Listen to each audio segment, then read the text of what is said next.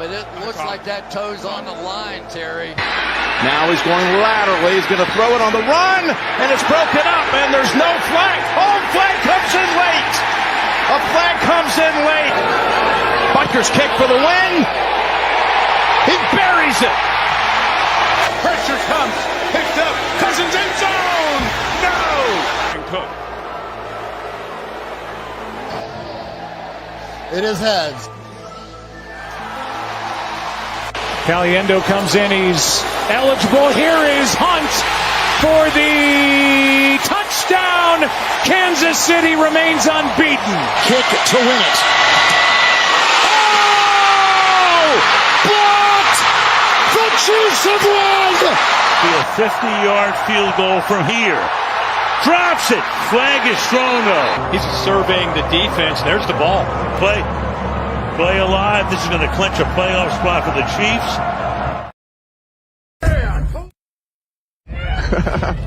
Yo.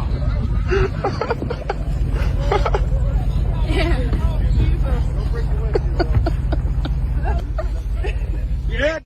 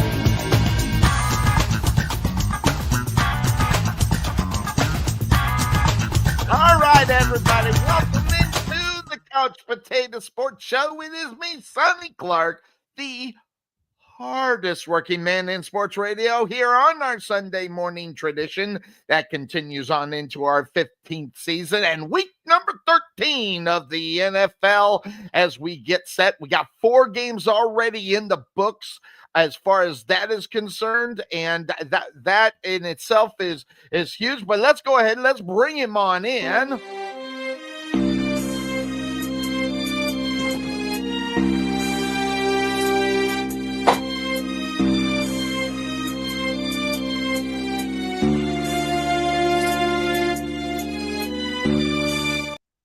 How's it going? Good morning there, Podfather. Good to see you. Well. Dallas Cowboys have a 2-game winning streak. And the thing is that they're just setting the table now. Yeah.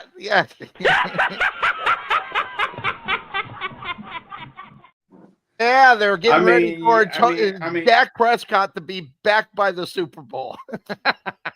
I mean, not even that, but I mean the fact that next week you got the Bengals, and this week is really important for the Bengals because if they lose, they're out. Yeah, well.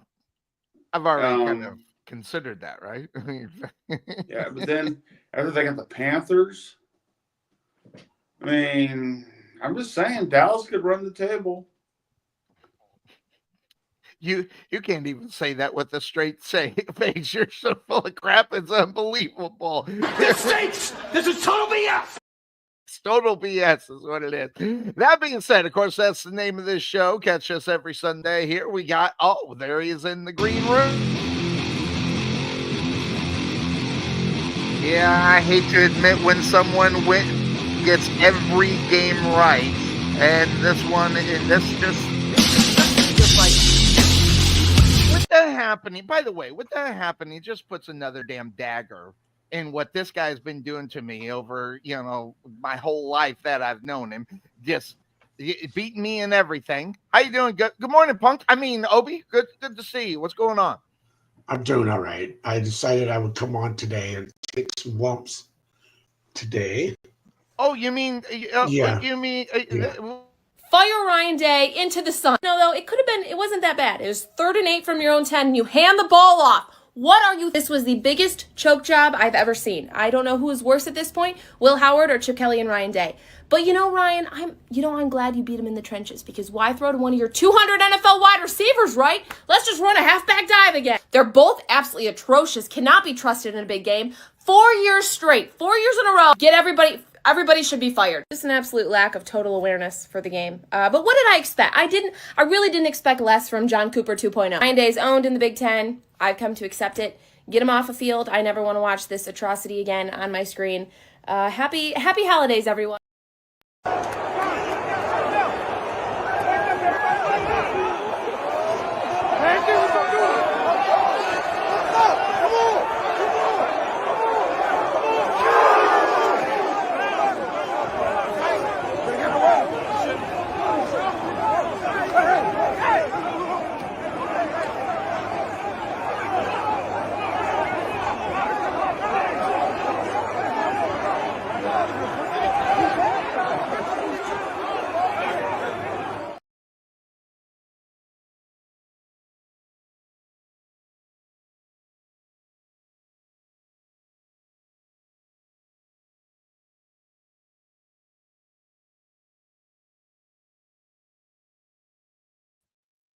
And that is that. Okay, all I have to say is if I wasn't married to my lovely wife, I would want to marry that lady. She hit everything on the nail on the head to the T. I was just watching the game yesterday, and unfortunately I had to watch it beside my lovely wife, who was cheering for Michigan and had all this maize and blue crap on. Yeah, see, did you, I don't know if you noticed that, Yeah, I know. So I was like, are we watching the same game as our coaches are? This was probably one of the worst coach play call games I've seen. Yeah. Michigan's strength before the game, during the game, after the game was that defensive line. Absolutely. We're not going to run them. And what do? We continue to run on them. Well, it's one thing to establish the run. It's one thing to show that you're willing to run, but it's when you run it. I mean, let's get serious here. You can keep up those first two, but if you're going to continue that, especially in listen, I would love to have some under in that game. I'm telling you right now. Oh, yeah. I mean, I could not believe how low the score was at the end of this one. Wanted some under in it. But once you see that you can't run the football and vital points of the game, especially at the end in this kind of game, you don't run the football. And that's what we consistently seen throughout there. It's one thing to do it through quarter 1, 2, and 3. And I'm not saying abandon it in the fourth, but at least where you're at in the game, realize where you are. By the way, and you have to eat some crow, because you were all about that day when this thing wound up happening. I remember not so long ago that you were really happy about bringing this guy up on board more so than who they had before. And Has your opinion changed about? Yes.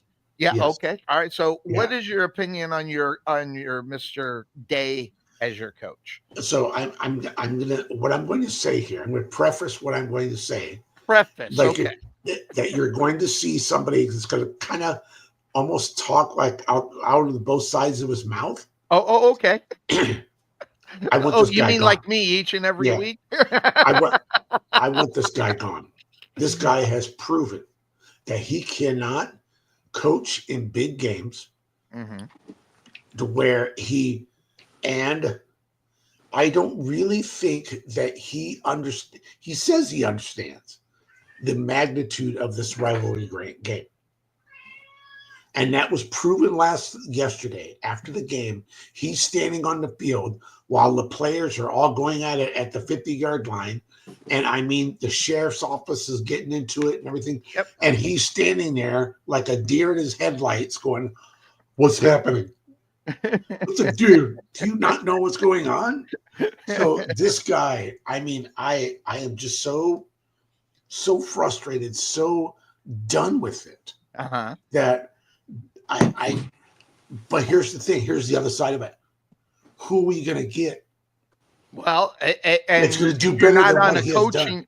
If you're not the athletic director, and in other words, the GM of your college team, and you don't have a list, regardless of how great your coach is, of who's on the top on who you're going to grab up or who you're going to give consideration to, you just put. And Michigan fell to that. By the way, they thought they'd keep Jim Harbaugh, and they didn't have a list, so they had to. And I'm not saying their head coach is horrible, but they're just not the head coach for Michigan, because this rivalry alone demands that you have a coach that knows what they're doing week in and week out. And take a look at Harbaugh. He can coach his other coaches. Forget about coaching the players. He can coach the other coaches to win football games when he's suspended for doing stupid shit.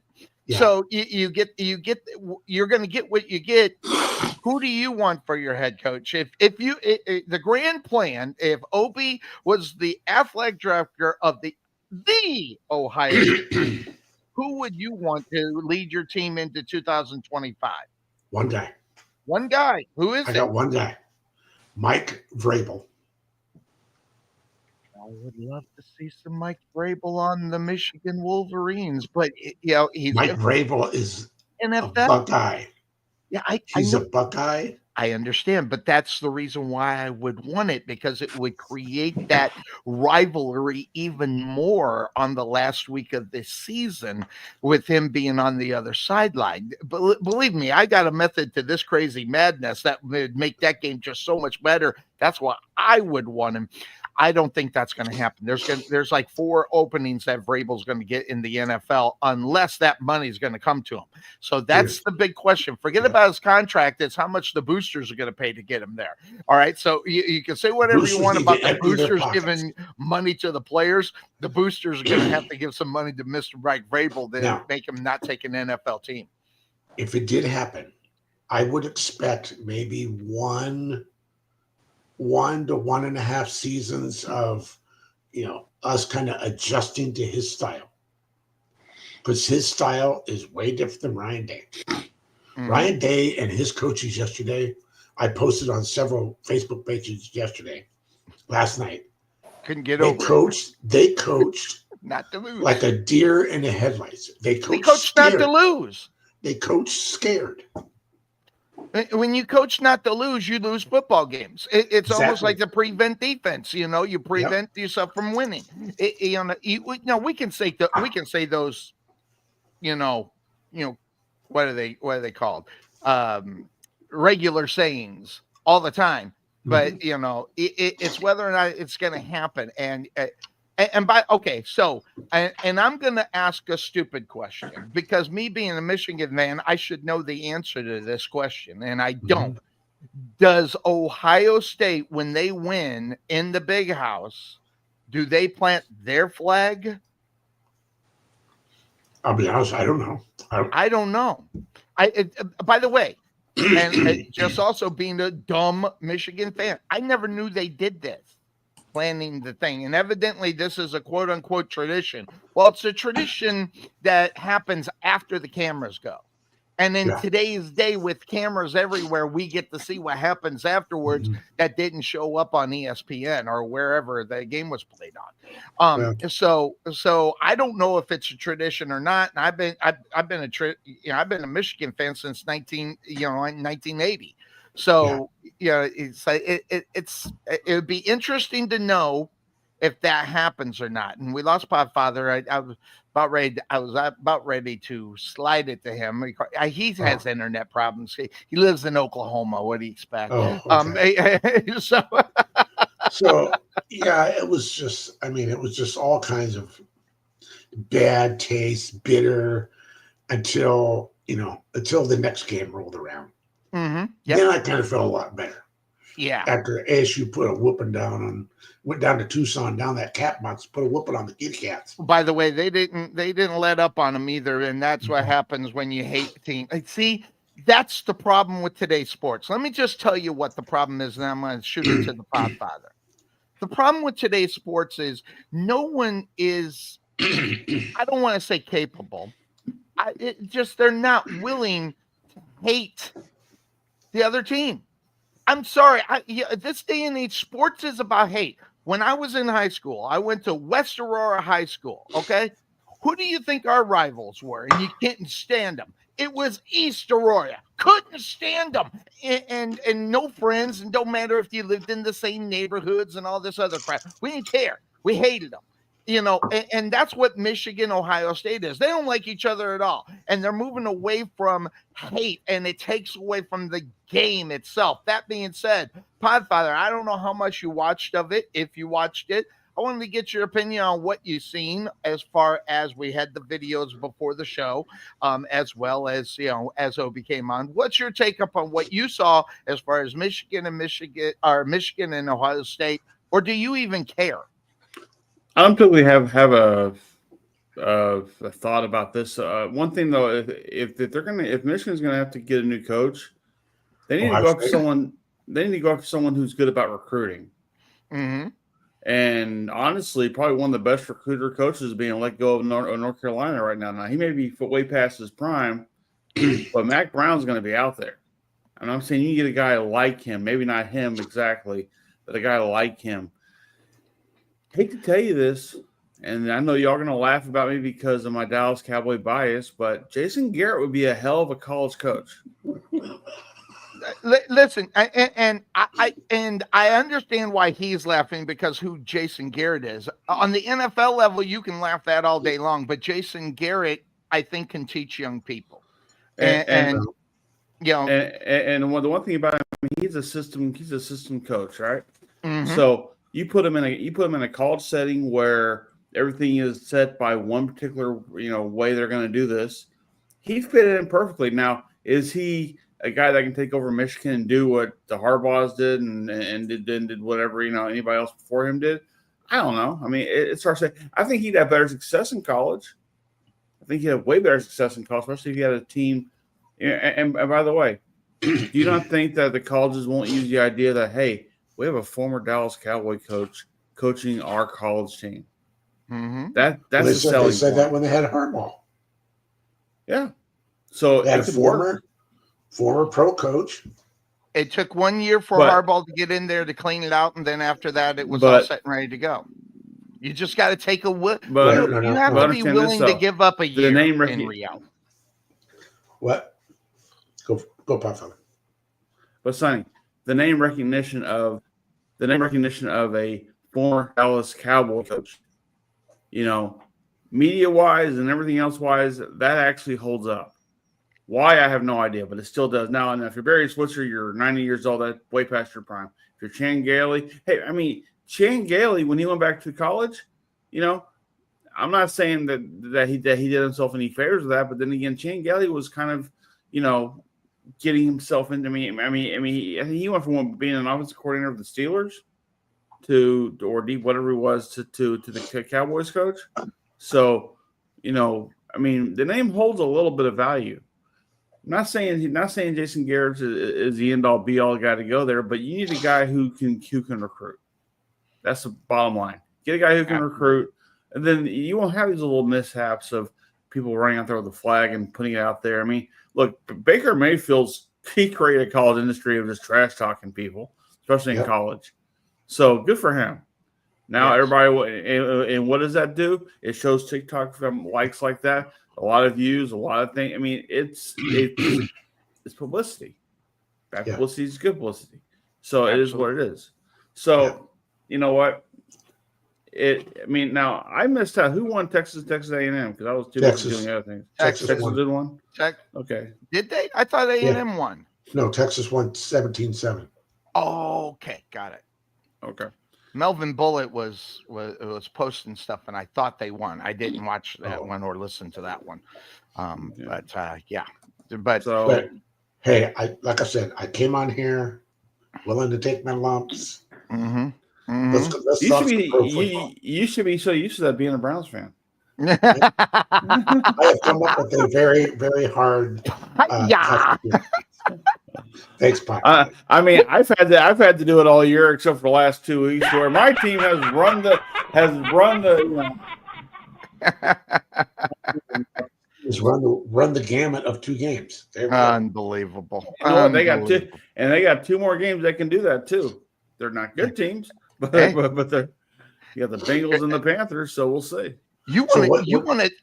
And as stupid as this sounds, because could you imagine them doing that and bringing Dak Prescott in when he's quote unquote ready for the Super Bowl? I know it's insane, but it would just be the best story. It would be the best story for Dak to come back and lose the Super Bowl. Sonny, they got to win a playoff game first, okay? Well, no, they can win the regular season games. They can't win playoff games, okay? I'm just talking about just the great story. First of all, getting to the Super Bowl and bringing Dak back in order for him to lose in the Super Bowl would be great. Then imagine this. Let's play fantasy world, okay? Let's say Cooper Rush wins straight out. He wins all the rest of the games. Goes to the playoffs, wins both playoff games to get to, or actually 3 at that point because they're wild card. So it wins 3 wild card or wins 3 playoff games to get to Super Bowl. Do you think the fan base wants Cooper Rush to be benched on the Super Bowl when he's won everything? No, that's what I'm talking about. The storyline of that itself would be great media, and God, we would never stop talking about it.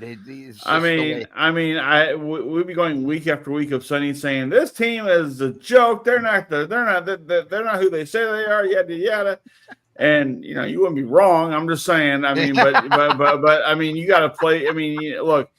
If you score more points than your opponents on a Sunday, you win. Yeah. If they do that for the remainder of the season, then guess what? They're going to win. Now, will it happen? No.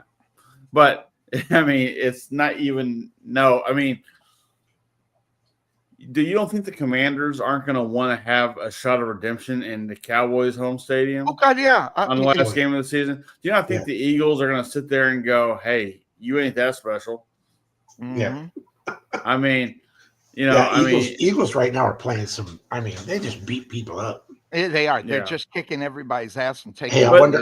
But the thing about the Eagles, though, and we saw this last year, when they have a fall off, they really fall off. Yeah, they fall hard. And I was talking about that last week. I'm worried about how many games they've won in a row. Okay. And by the way, man, I'm so mad. Podfather, you're lucky I don't know how to hit the save button. I'd be tied with you because I didn't hit the save button and I would have been tied with you. I'll take the lump. I didn't do it. My fault, my bad. But I would be right there with you. But that having been said, it's always somebody else's fault. Somebody else's fault. No, it's my fault. I didn't hit the save button. I take full responsibility for it. But that having been said, and that's the name of this show, the man is in the green room. You dig it, sucker.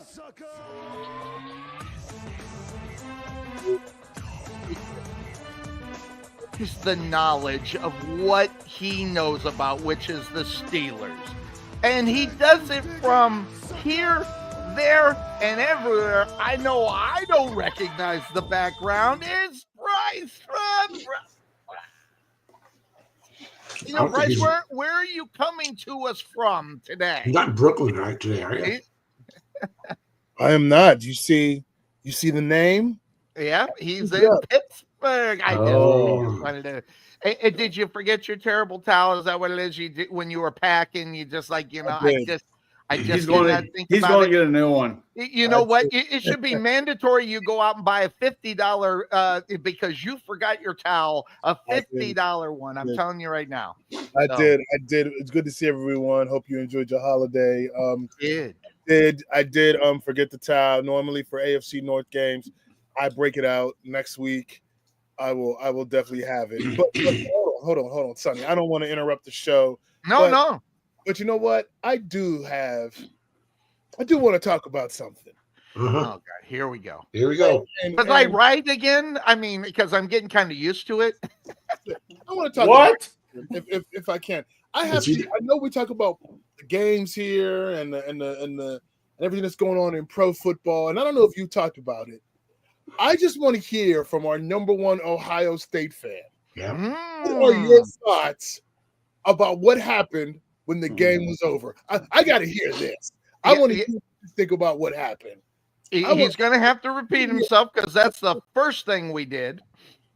Oh, well, sorry for not being on. Please repeat it for me. What do you think of that? Because I know what I think, but I'm dying to hear what you think. Of what happened after the game? After the game. It was ugly. It was bad. It was. Now, we did talk about this. Now, supposedly, Sonny did say that he has heard that planting the flag in this rivalry, planting the flag in the opponent's 50-yard line is a tradition. I don't know nothing about that tradition. The first time that I ever saw anything like that happen at an Ohio State game is when Baker Mayfield and the Sooners came in and beat us, and Baker planted the flag at the 50-yard line. And guess what? Nothing happened. 2 years ago, Michigan came down to Ohio State, down to the shoe. They beat us. They planted the flag at the 50-yard line. Nothing happened. Now, all of a sudden, I think with the pressure that the players felt from the coaches, from this game, losing 3 in a row to Michigan, you can't lose 4 in a row. I think the pressure that Ryan Day and his coaching staff put under their players this week was immense, and it was a lot. And Ryan Day and his coaches coached one of the worst games I've ever seen coached. You mean even worse than a Bears head coaching job in the NFL? Yes. We're going to get to He's that. not here, but I want to read. He's not here yet. He's not here yet. I want to read his story. I can't wait to get on for this. And I know. So we talked about it. I said, I want Ryan Day gone. Mm-hmm. But the thing is, I'm going to talk on the other side of my mouth. Who are we going to get? I'm going to tell you one guy. One guy I want Ohio State to go after. I don't care how much it costs them to get him. And they have deep pockets at Ohio State, and they have deep pocket boosters. Mike Vrabel.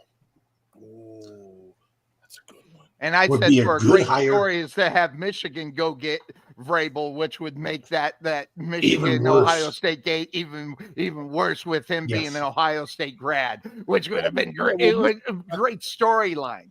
I think there's only one coach that could come in there, and we might lose 3 or 4 games in that first season he's here, but he's the man. He is the man that I think can take this program and make the players, I don't want to say make, but mold the players on what Ohio State football is all about. Yeah, we've had a great run of receivers and quarterbacks and all of this stuff. But what it comes down to, the last 4 years, what team has come and got on the field with us and literally just punched us in the face every year? That's that team up north. Oh, I mean, wait. You said there were many great Ohio State quarterbacks that can. I did. Can you just refresh me on who that is? I'm just not sure. Will you stop? Stop. It just never ends.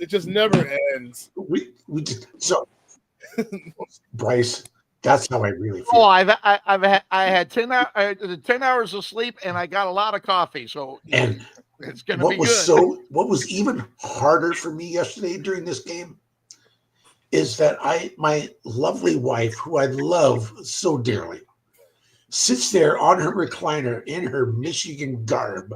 Oh no! Oh no! And she doesn't say anything. She just has this biggest smart ass smile, like you say I do all the time.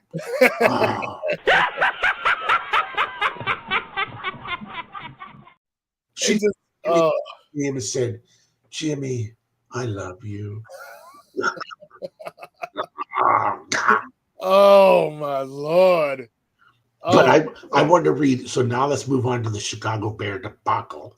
Well, we gotta wait. We gotta wait for. I want to read what I see on Yahoo News, Yahoo Sports. Here's what it says: Bears players were pissed inside an ugly locker room incident after the game. The Bears players were so angry at Eberflus. Wow, I did not hear that story. It's a story. It's on the front page. Top news. Wow. I think it was Jalen Johnson who I guess the story part of it is he just went off. I want to hear this from Cuervo. Yeah, forget about the loss. That alone might have been the reason why he could have got fired. In reality, it's one thing to be a bad coach; it's another to lose the locker room. And when you lose the locker room, you lose your job too. It's those things that are. So the biggest thing I have about this is right after the game in the post press conference, he didn't see anything wrong with it. That just goes. Well, okay. All right. No, I'm going to wait. I got something. Let's wait. I got something to show you on that part. I found through my digging that I usually do something interesting. That being said, I want to go back just really quick. All right, and what we did before the show. I ran some videos on some stuff, and I want you to. And I know this is just crazy, conspiracy. But it is interesting about this right here. Make magic happen. Throw it in zone. Likely 2 feet down. Yes, touchdown. But it looks like that toe's on the line, Terry. Now he's going laterally. He's going to throw it on the run, and it's broken up, and there's no flag. Home flag comes in late. A flag comes in late. Butker's kick for the win. He buries it. Pressure comes. Picked up. Cousins in zone. No. And Cook. It is heads. Caliendo comes in. He's eligible. Here is Hunt for the touchdown. Kansas City remains unbeaten. Kick to win it. Oh! Blocked! The Chiefs have won! Be a 50-yard field goal from here. Drops it. Flag is thrown though. He's surveying the defense. There's the ball. Play alive. This is going to clinch a playoff spot for the Chiefs. All right. Now, that being said, the conspiracy. Listen, I'm not a conspiracy theorist. I'm not. Oh, the hell you aren't. not even close. Anyway, that being said, I'm going to put it this way. It's one thing to get the calls because you're that good. Okay. We've seen that a lot with the New England Patriots, right? When they were just freaking good and you just couldn't stop them. You get the calls in the NFL. When you're that good, you get the calls. Okay. They're just that good. That being said, I'm wishing it's a Podfather. I mean, I don't know. Is there a concern? Are they definitely trying to get the Kansas City Chiefs back for the three-peat for the NFL, which would be a great story for them? Or is this just all nothing but just a coincidence? Does anybody here watch the NBA? I do. Sometimes. I do. LeBron. It's a hard watch, but I do watch it. Okay, well, LeBron James will take the ball from the half-court line and walk to the basket and never get called for traveling. Yep. Ever. Mm-hmm. Okay? Look, as you saw in the evidence there, the first game of the year, the guy from the Ravens, his foot was on the white line. That's not a conspiracy. That's not conspiracy. No. Nope. When the ball is snapped to a quarterback and he's not prepared for it, that's false start on the center. And that's what that was. I mean, look, are they getting calls that they shouldn't be getting? Maybe. They're getting calls that, the one thing that clip doesn't show are the calls they're not getting. Or for that matter, calls that are going against them. Calls that are not going against them. Yeah. So, I mean, it's real easy to pick on the winners. It's real easy because you're not winning. If only one team is winning right now and everybody else is losing, you're going to pick on the winner. You know? Of course. And the Chiefs right now they had the one loss to the Bills, and the Bills could be a thorn in their side come playoff time. But we got to get there. So until we get there, this kind of stuff's going to happen.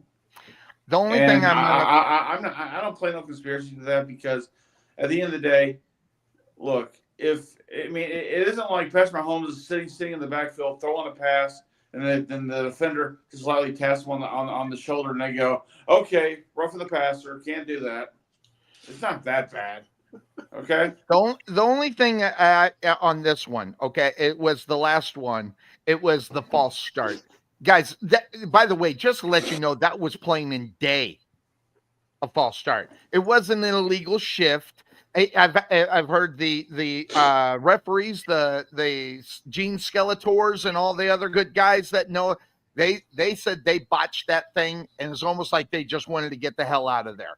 So and to get the illegal shift, and then the game's over. That's all that was. But that having been said, that's only when I say that, when you do get the calls, but I think what Obi's statement is what they are not calling against the Chiefs. So Bryson Brooklyn, are they not doing a lot of calling on the Chiefs, or is could there be a little favoritism to what we're seeing and a little truth to what we're hearing? I don't know if we could say there's favoritism either way. I mean, every fan base at some point. I mean, the NFL. No, let me back up. The NFL officiating is bad. Oh, it's not good. And in tight games and in close games, if you're playing them, it's really magnified that it's not very good. Yeah. So I think, it looked to me they snapped the ball early. I don't know if they said they botched it. It's just a matter of the officials just can't seem to get a beat on the games happening in real time. There's always something that they're missing that's crucial and key. The Chiefs, like I said, are playing closer games than they have. So in these ball games, when these plays come down to maybe one or two, those things really, really, really get magnified. And I'm just not – I don't think it's any conspiracy. I think his foot was on the line. I think the one in Atlanta is a little suspect. It looked like he may have gotten there early, but it was close. The guy for the Bengals interfered. Right. And, that's pass interference. He got there early. And so they find a way to win close games. As a guy who roots for a team, a coach that has mastered how to win in close games, I know that stuff happens. So you gotta kind of play through it, and you gotta be cleaner. That's kind of how it is. Like at the end of the day, the Raiders needed to play cleaner. Yep. And if you don't snap the ball early or you're not moving, it doesn't happen. You don't put it into the hands of the officials. Yeah, and that also being said, if these games were blowouts, we wouldn't be talking about it. The problem is that the Chiefs for the last 7 to 8 weeks have been in close games. And so that magnifies what we're seeing week in and week out regarding that in reality. That being said, of course, that's the name of the show. It's the fine co-host of this program. You can't see me.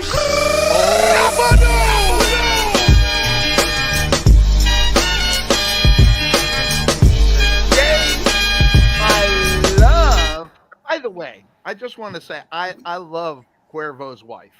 because she put up a post yesterday that if I wasn't sitting down, We I all do. probably would have fell down laughing.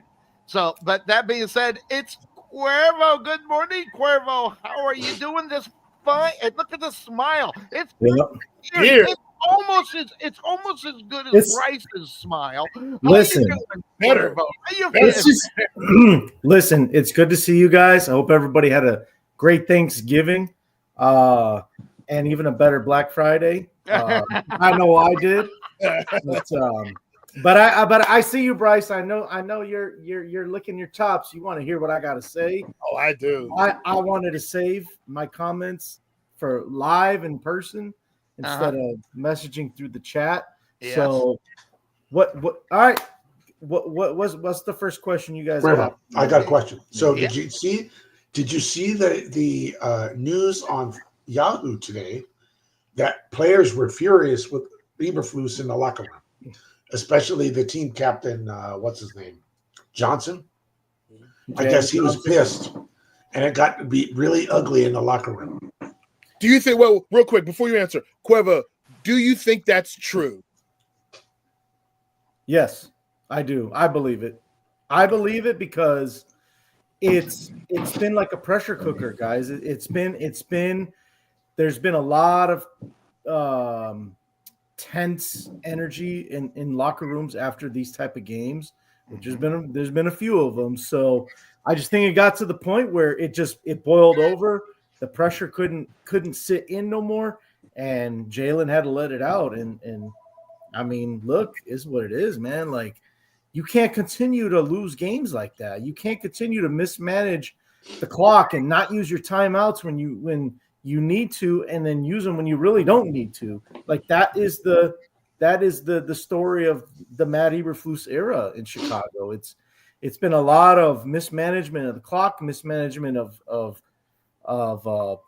certain situations, and you see it right there on the screen. I mean, versus winning teams, 1-14, one score games, 5-7. Well, it's actually 5-19 after, or I think even 5-20 after Thursday.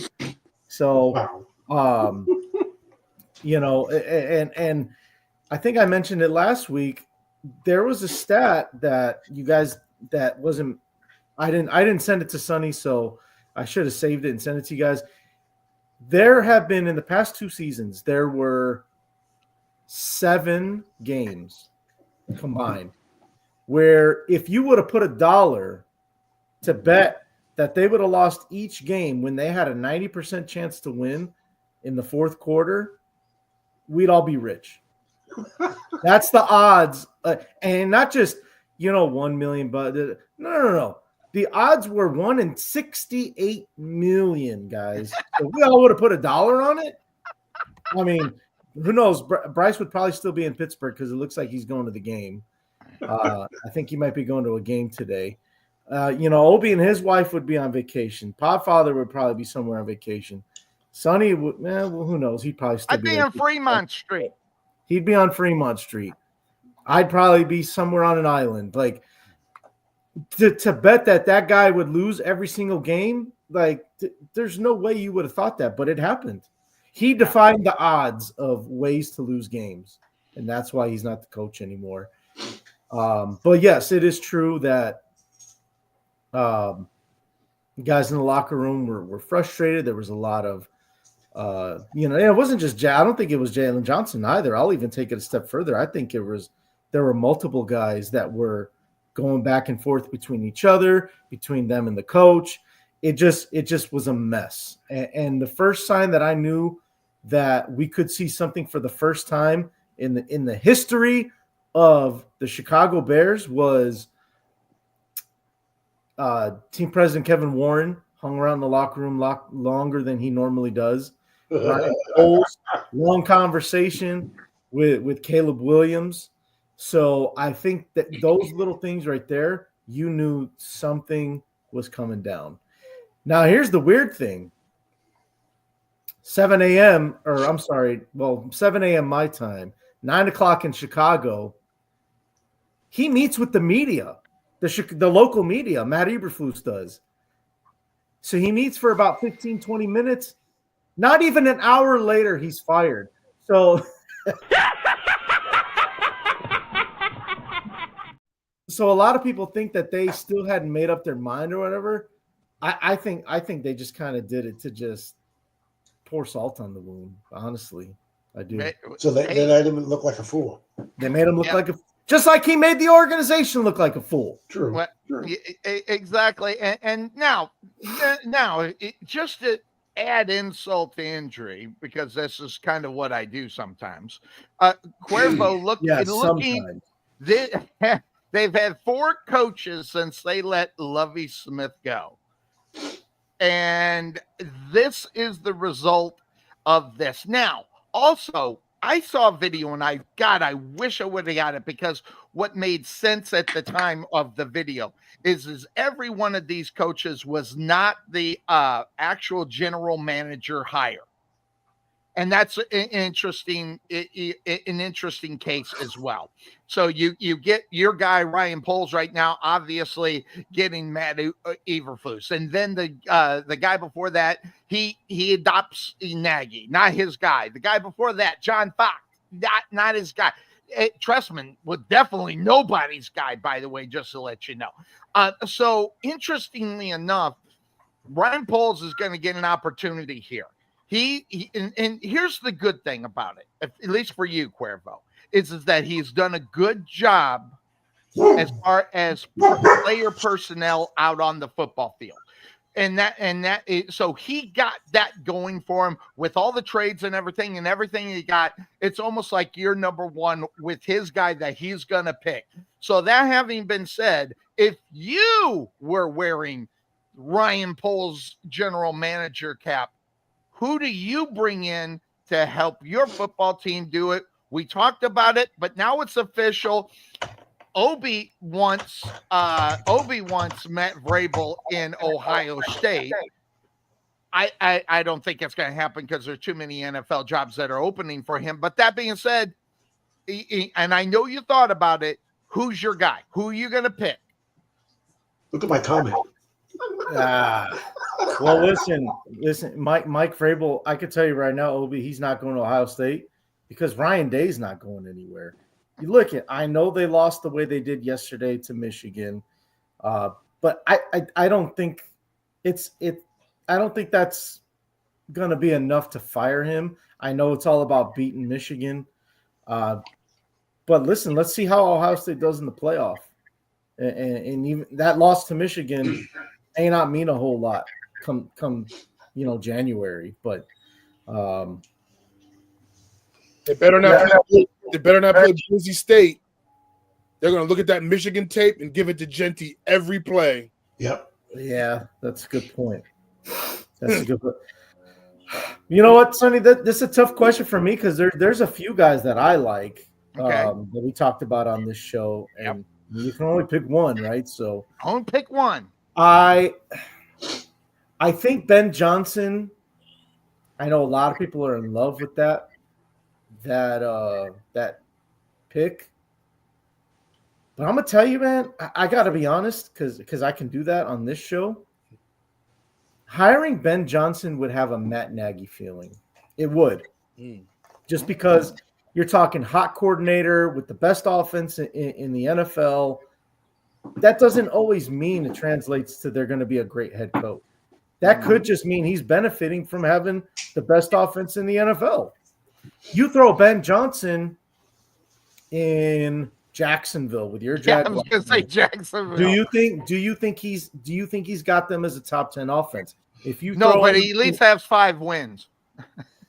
Well, we don't know that. I mean, he might have 4 wins, but or with Podfather's Dallas Cowboys, even the Steelers, the Browns, like any of those other teams, how much better would those offenses or would that team look, or that offense would look with Ben Johnson as their offensive coordinator? I think listen, Dallas won 2 in a row, so I don't know what your problem is on that. Ben Johnson could be a good fit. Or a Cooper Rush. And Ben Jerry Jones, by the way, Jerry Jones had a lot of drinks and said, well, maybe we could keep McCarthy. Yeah. Ben Johnson would be good in Cleveland. That's right. Yeah, Got the running back. If you're going to give him a couple of years, I would think Jacksonville would be a fit, so he can institute his offense. Definitely Cleveland. The Dallas Cowboys are just a different monster. You don't even want to mess with Dallas because you need a Bill Belichick guy. You need a guy that much, oomph to be able to get that. So it's not going to work. Bill Belichick in Dallas doesn't work because they have a toxic owner. Yes. Mike McCarthy works because that's the type of coach they need. They need a coach yes, man.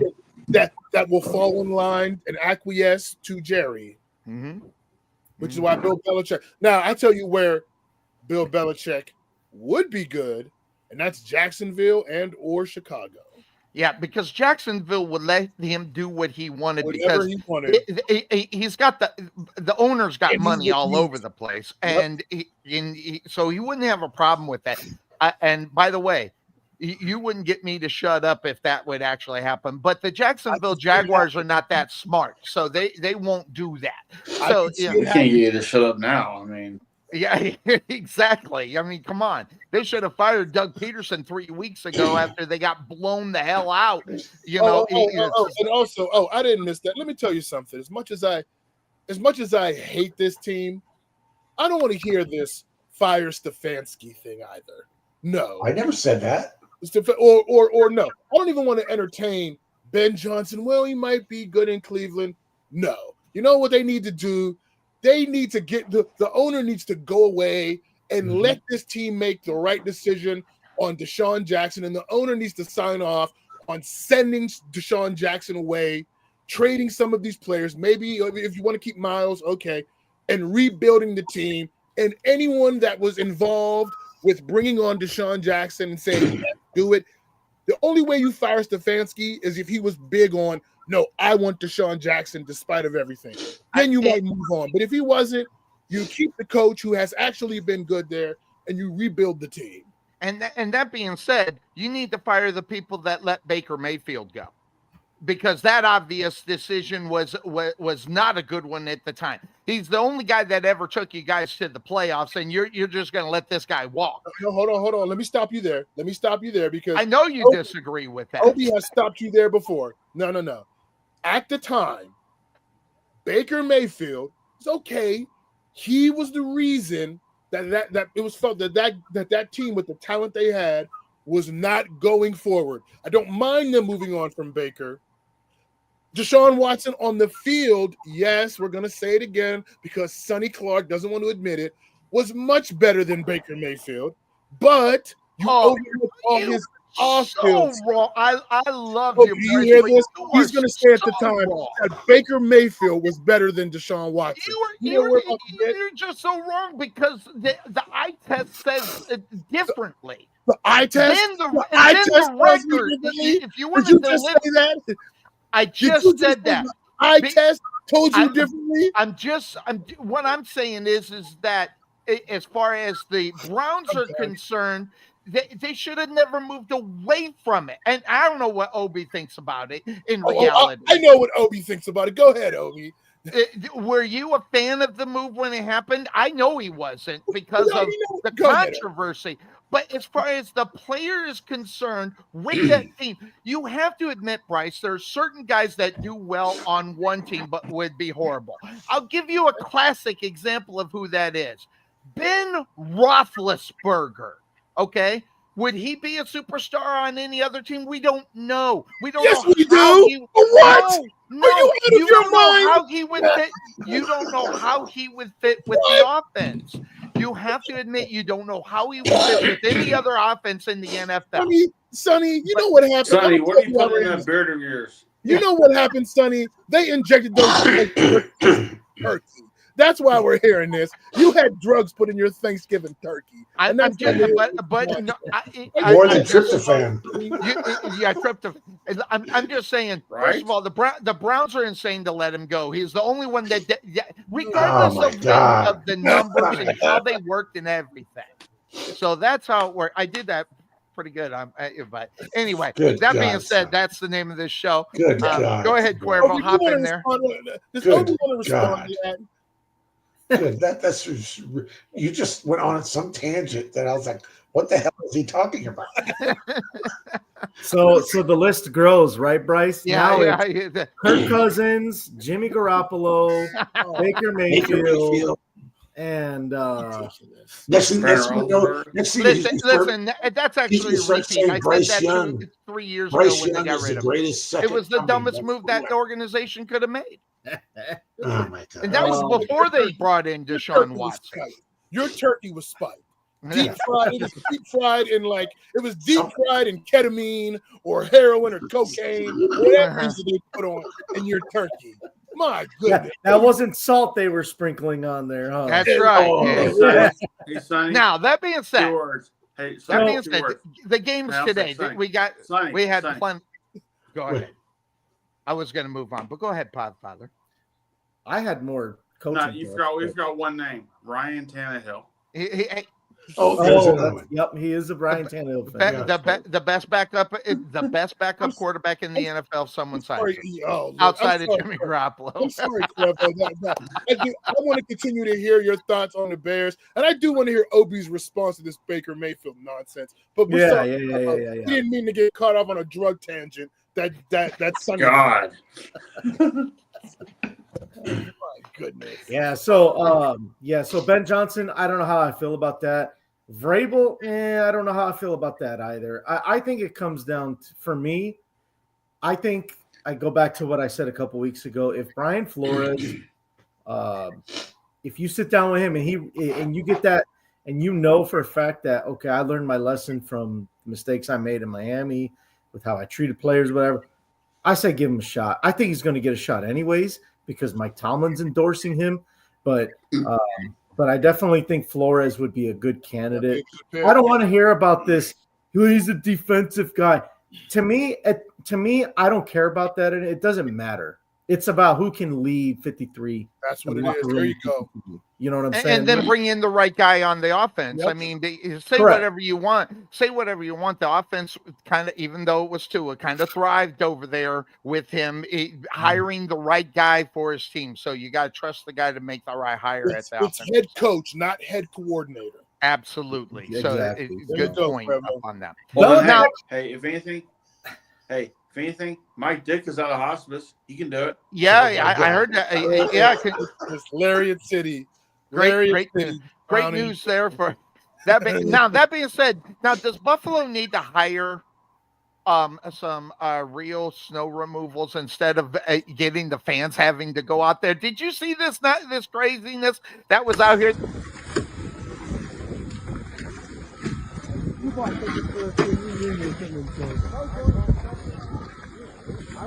Say that again, Bryce. We can't hear you when you're talking there. Why are they have the fans out there doing that? That is a joke. Listen, I'm a fan of my Jaguars, but I'm not going to go out on tickets. Are they getting free tickets? Well, okay, I go do that for free tickets. I think they do.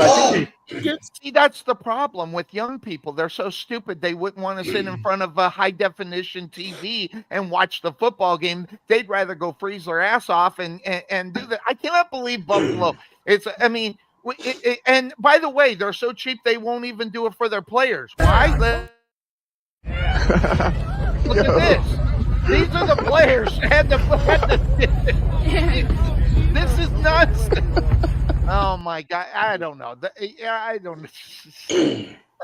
It's the only place. There's 32 teams, okay? Obviously not all in the snow, but no one has those problems but the Buffalo Bills. Can we get a response from Obi on that nonsense you said about Baker Mayfield from the actual guy who is our Browns correspondent? Let's see. What do you think of that diatribe, Obi?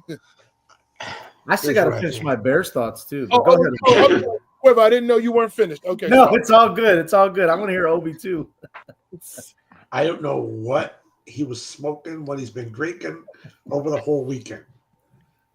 I don't know where he got that I was endorsing Baker Mayfield at that time. I was not. You were not. No. Baker Mayfield needed to be gone because, yes, external circumstances, some things I believe were going on in the locker room. He was and I'll give him this. This is a good and a bad point. Is he played hurt, and he didn't tell people he was hurt. That's why he struggled that last year, because he played most of the season hurt. You gotta man up and say, you know what, I can't do this. I'm not 100%.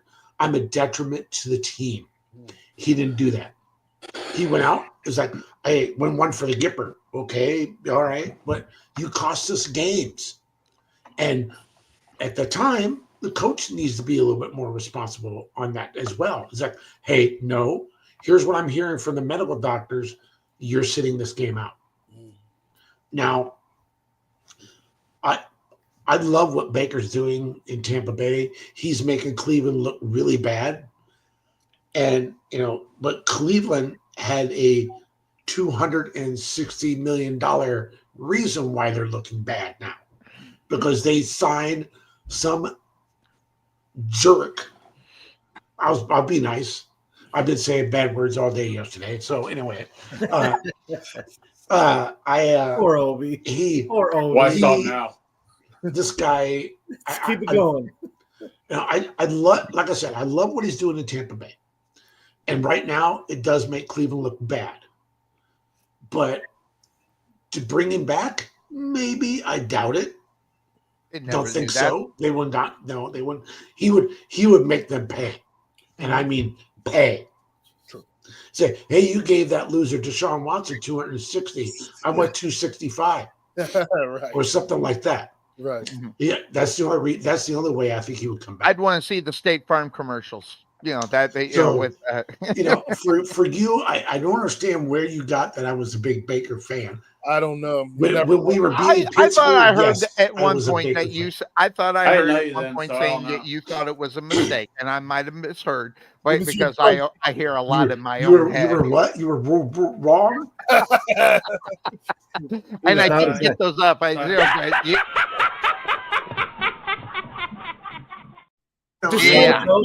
know. Pass the eye test, Obi. That's why they should have kept Baker. There you go. Pass the eye test. Yeah. You know what? And I'm going to shoot the Bears are who we thought they were. Yeah, he couldn't help himself. He couldn't help himself. Listen, hey guys, just saying. There are little kids that go up to Sonny and ask for shit for Christmas, and Santa's on crack. So I mean, we have that issue to do. Or I don't even know the name of the toy. I ran into that. So it's like what? Bad Santa. It's bad Santa. I was a bad Santa. I didn't know what the hell they were talking about. Give me the Evil Knievel guy. That's all I remember. Anyway, that's Cuervo, Evil Knievel guy. How old are you? Please finish your bear stuff. Thank you. Right. By the way, I am in full agreement with there are two scapegoats in the NFL. One's Stefanski if they let him go. I mean, you want to talk about scapegoat like you couldn't believe. Now, like you said, Bryce, if you were the guy that jump in and say, no, let's get this guy, let's pay this guy.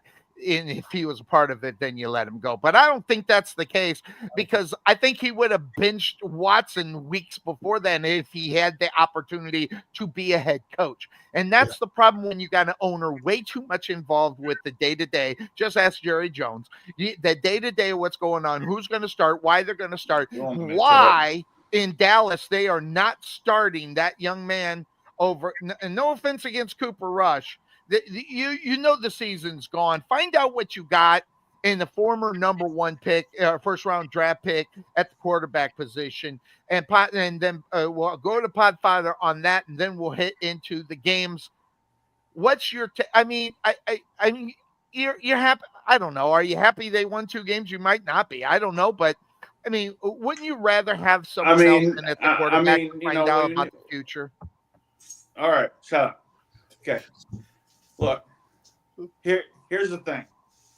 I don't trust who Jerry's going to draft. Okay, I don't trust. I mean, look at his last couple draft choices. Yeah. I mean, Jerry Jones is the guy who makes the first pick of the Cowboys draft.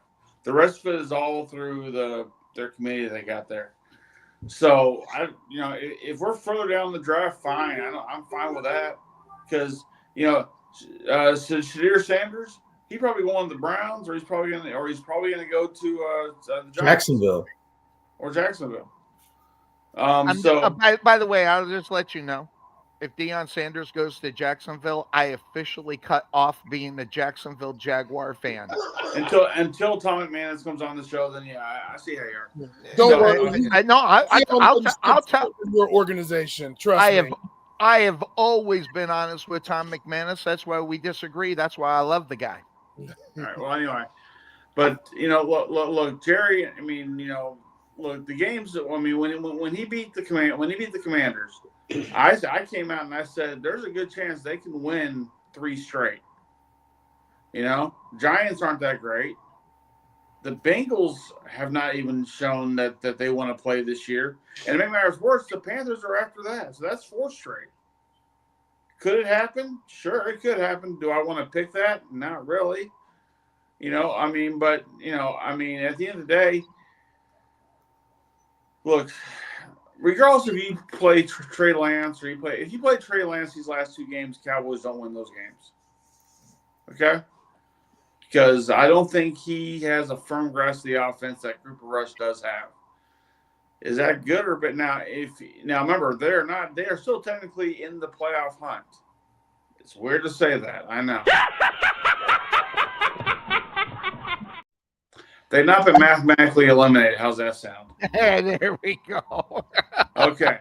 Unlike the Giants and unlike the Raiders, they've not been mathematically eliminated. So they're still. Hell. They've won as many games as the Niners. They've lost one more than the Niners, but they won as many games as the Niners. So they're in that conversation. So as long as they throw out there what they can to see how they're going to close this year off. Now, if this is a lost year completely, which I thought it was after week 3, then I see playing Trey Lance and seeing what the hell you got. But now, if you're going on a 2-game winning streak, which they haven't had, and they got one at home, they got one on the road, ride it till you can't do it no more, and that might happen after the Panthers. And we'll wait and see. By the way, I found the source of the background. It's Cuervo, just to let everybody know. So that's why I've been muting people just to find out where it was. And I apologize. I muted Podfather by accident for a moment. So that being said, we are back here. You didn't want to tell you to shut up, don't you? No. All right. So that means Sonny, we still have to hear Cuervo's Bears. I can't even. Yeah, he's like, nah, screw that guy. Right. Go ahead, Cuervo. Finish up your thought, and then we're going to get into the games. I'll make it quick because I know we're already into our 2nd hour now. Who cares? Yeah, as far as the rest of the coaches, man, I don't know. Like I said, maybe Vrabel. I like Flores. I've heard Joe Brady, the offensive coordinator for Buffalo's name floating around. I don't know how I feel about that one either. I don't think he's ever been a head coach except in college. But, but I do trust Poles. I think he'll make the right choice. I still believe in the theory that he actually didn't hire Eberflus, that he was hired before Poles was even hired, which is ass backwards. But that's just how the Bears were doing things before. Just the way the Bears do it, Yeah, here's the Bears are who we thought they were. I got a couple things for Bryce here because I know he had some comments in our chat. I don't ever recall saying that it was a good decision to keep Eberflus into this year. Sonny, can you back me up on that? I don't think I really like the idea of him coming back. But I just kind of rolled with it because, you're the positive thinker is the reason why. And Bryce was correct. You were just being positive for your team to hopefully, help them, give them good vibes. Yeah, because the all we heard through the summer was they play hard for him, the defense plays hard for him, but once you started seeing the past couple games that the defense wasn't playing as hard, like that's when that was the sign right there for me that was coming to an end. So I personally didn't think that it was a good idea to keep him.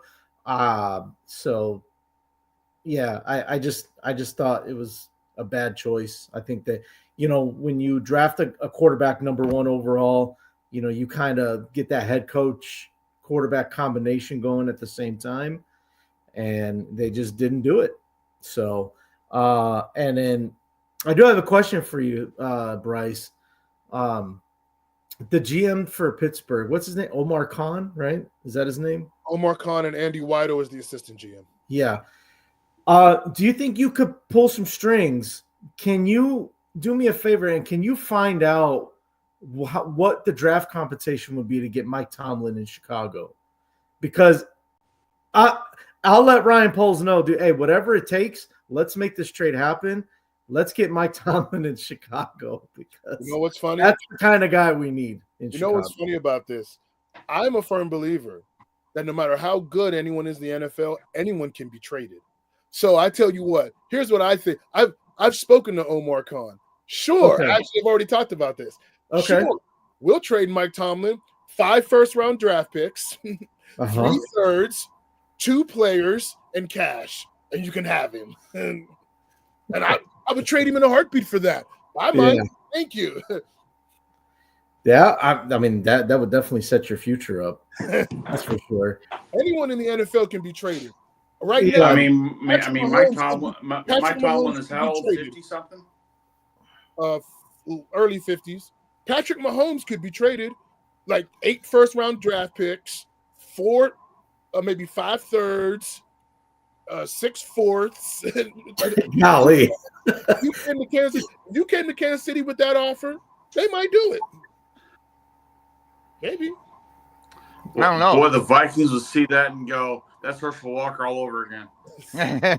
Yeah. All right. Thank you. I had to get rid of a dog. I love her, but she drives me nuts. That having been said, of course, that's the name of the show. We're going to get on to the games, and I'm going to just mute, or actually, Cuervo, mute yourself, and when you want to jump in, that'd be good, because we're getting backride feed with that, but that's not a problem. All I don't see how I'm in a quiet room, but yeah, I'm going to mute myself. Well, it's more electric is what's going on. It's probably within the computer or whatever you're using. So, but that being said, the games that are up on tap today, we got 4 that are done. So let's start with the Pittsburgh Steelers in Cincinnati in that crazy AFC North, where yes, you go Pittsburgh immediately, but are you thinking Cincinnati's actually, if you want to call it favored, they're actually favored in this game? That being said, Bryce, we're going to shoot it on over to you. I don't know if you've had time to get the not 1, not 2, but the 3 keys of the Pittsburgh Steelers beating the Cincinnati Bengals, and I will hand it over to you. What's your take on what we're going to see here today? Well, first of all, there is no Cincinnati Bengals. There is the Cincinnati Bengals. That's who they are. That's the only team that I recognize. Back in the AFC North, it's hot in the kitchen. The disrespect to be the underdog going into the Bengals, going into Cincinnati. I get it. High-powered offense. They got 2 weeks coming off their bye. Pittsburgh wet the bed. I just even wet the bed against Obie's Browns and the Podfathers Cowboys. It just makes me sick to even have to think about it. But we're moving on. We're past that. Bring on the Bengals. Here's the thing. A lot of what I'm going to say. I'm on to Cincinnati. Yeah. We're on to Cincinnati. Here's the thing that we got to do. Okay. Got the 3 keys up. I think the first thing Pittsburgh's going to have to do, and this is obvious, Pittsburgh likes to rely on the pass rush, and that's fine because you got TJ Watt, to me, still the best defensive player in the world. This is a game where, regardless of how many times you sack Joe Burrow, he's going to keep coming. You got to cover in the back. You got to make enough plays in the secondary. And so this is where I think you're really going to see the value of Minkah Fitzpatrick. I don't like to say stuff like this, but I think people that say Minkah Fitzpatrick is overrated and isn't worth the money, I don't think they really watch football on a granular level. Because if you look at all of the stats, advanced numbers about middle of the field throws, Pittsburgh's leading the league. No one's throwing over the middle because they know what's up. They know what happens if you throw over there 4 or 5 times. He might get 2 of them. They stay away from him. And that allows the defense to focus on other areas of the field and keep the score down. So he's having a big impact. So they're going to need that today. If you're Joe Burrow, Lamar Jackson, I thought was going to test him over the middle. He didn't. If you're Joe Burrow, I think Joe Burrow's going to test him. And so Minka might get a chance to get a couple turnovers. He's picked Joe off in the past. He's had good games against Joe, so we'll see. So that's number one. You got to cover because you're going to have to make some plays. Watch Dante Jackson versus T. Higgins. Can he step up and make enough plays? Because he's going to get his catches. Can he step up and make enough plays? That's number one. Number two, you got to run the ball. Look, Bettis the bus once is quoted as saying, if you want to get the run game right, you play Cincinnati. That's what he said openly. He had no problem saying it. No problem saying it. And it's true. Cincinnati defense, for the most part, has been a soft bunch. You got to come up, punch them in the face. The offensive line, none of this running wide and all that. I want to see duo. I want to see power. I want to see coming downhill and knocking these guys off the ball. No Sheldon Rankins. You got Trey Hendrickson. He's their best defensive player. Best way to try to neutralize him so he's not going crazy, getting a lot of rushes, is to run the football. So you got to do that. And then lastly, I think Corliss Waitman, our punter, he had that bad shank against Cleveland.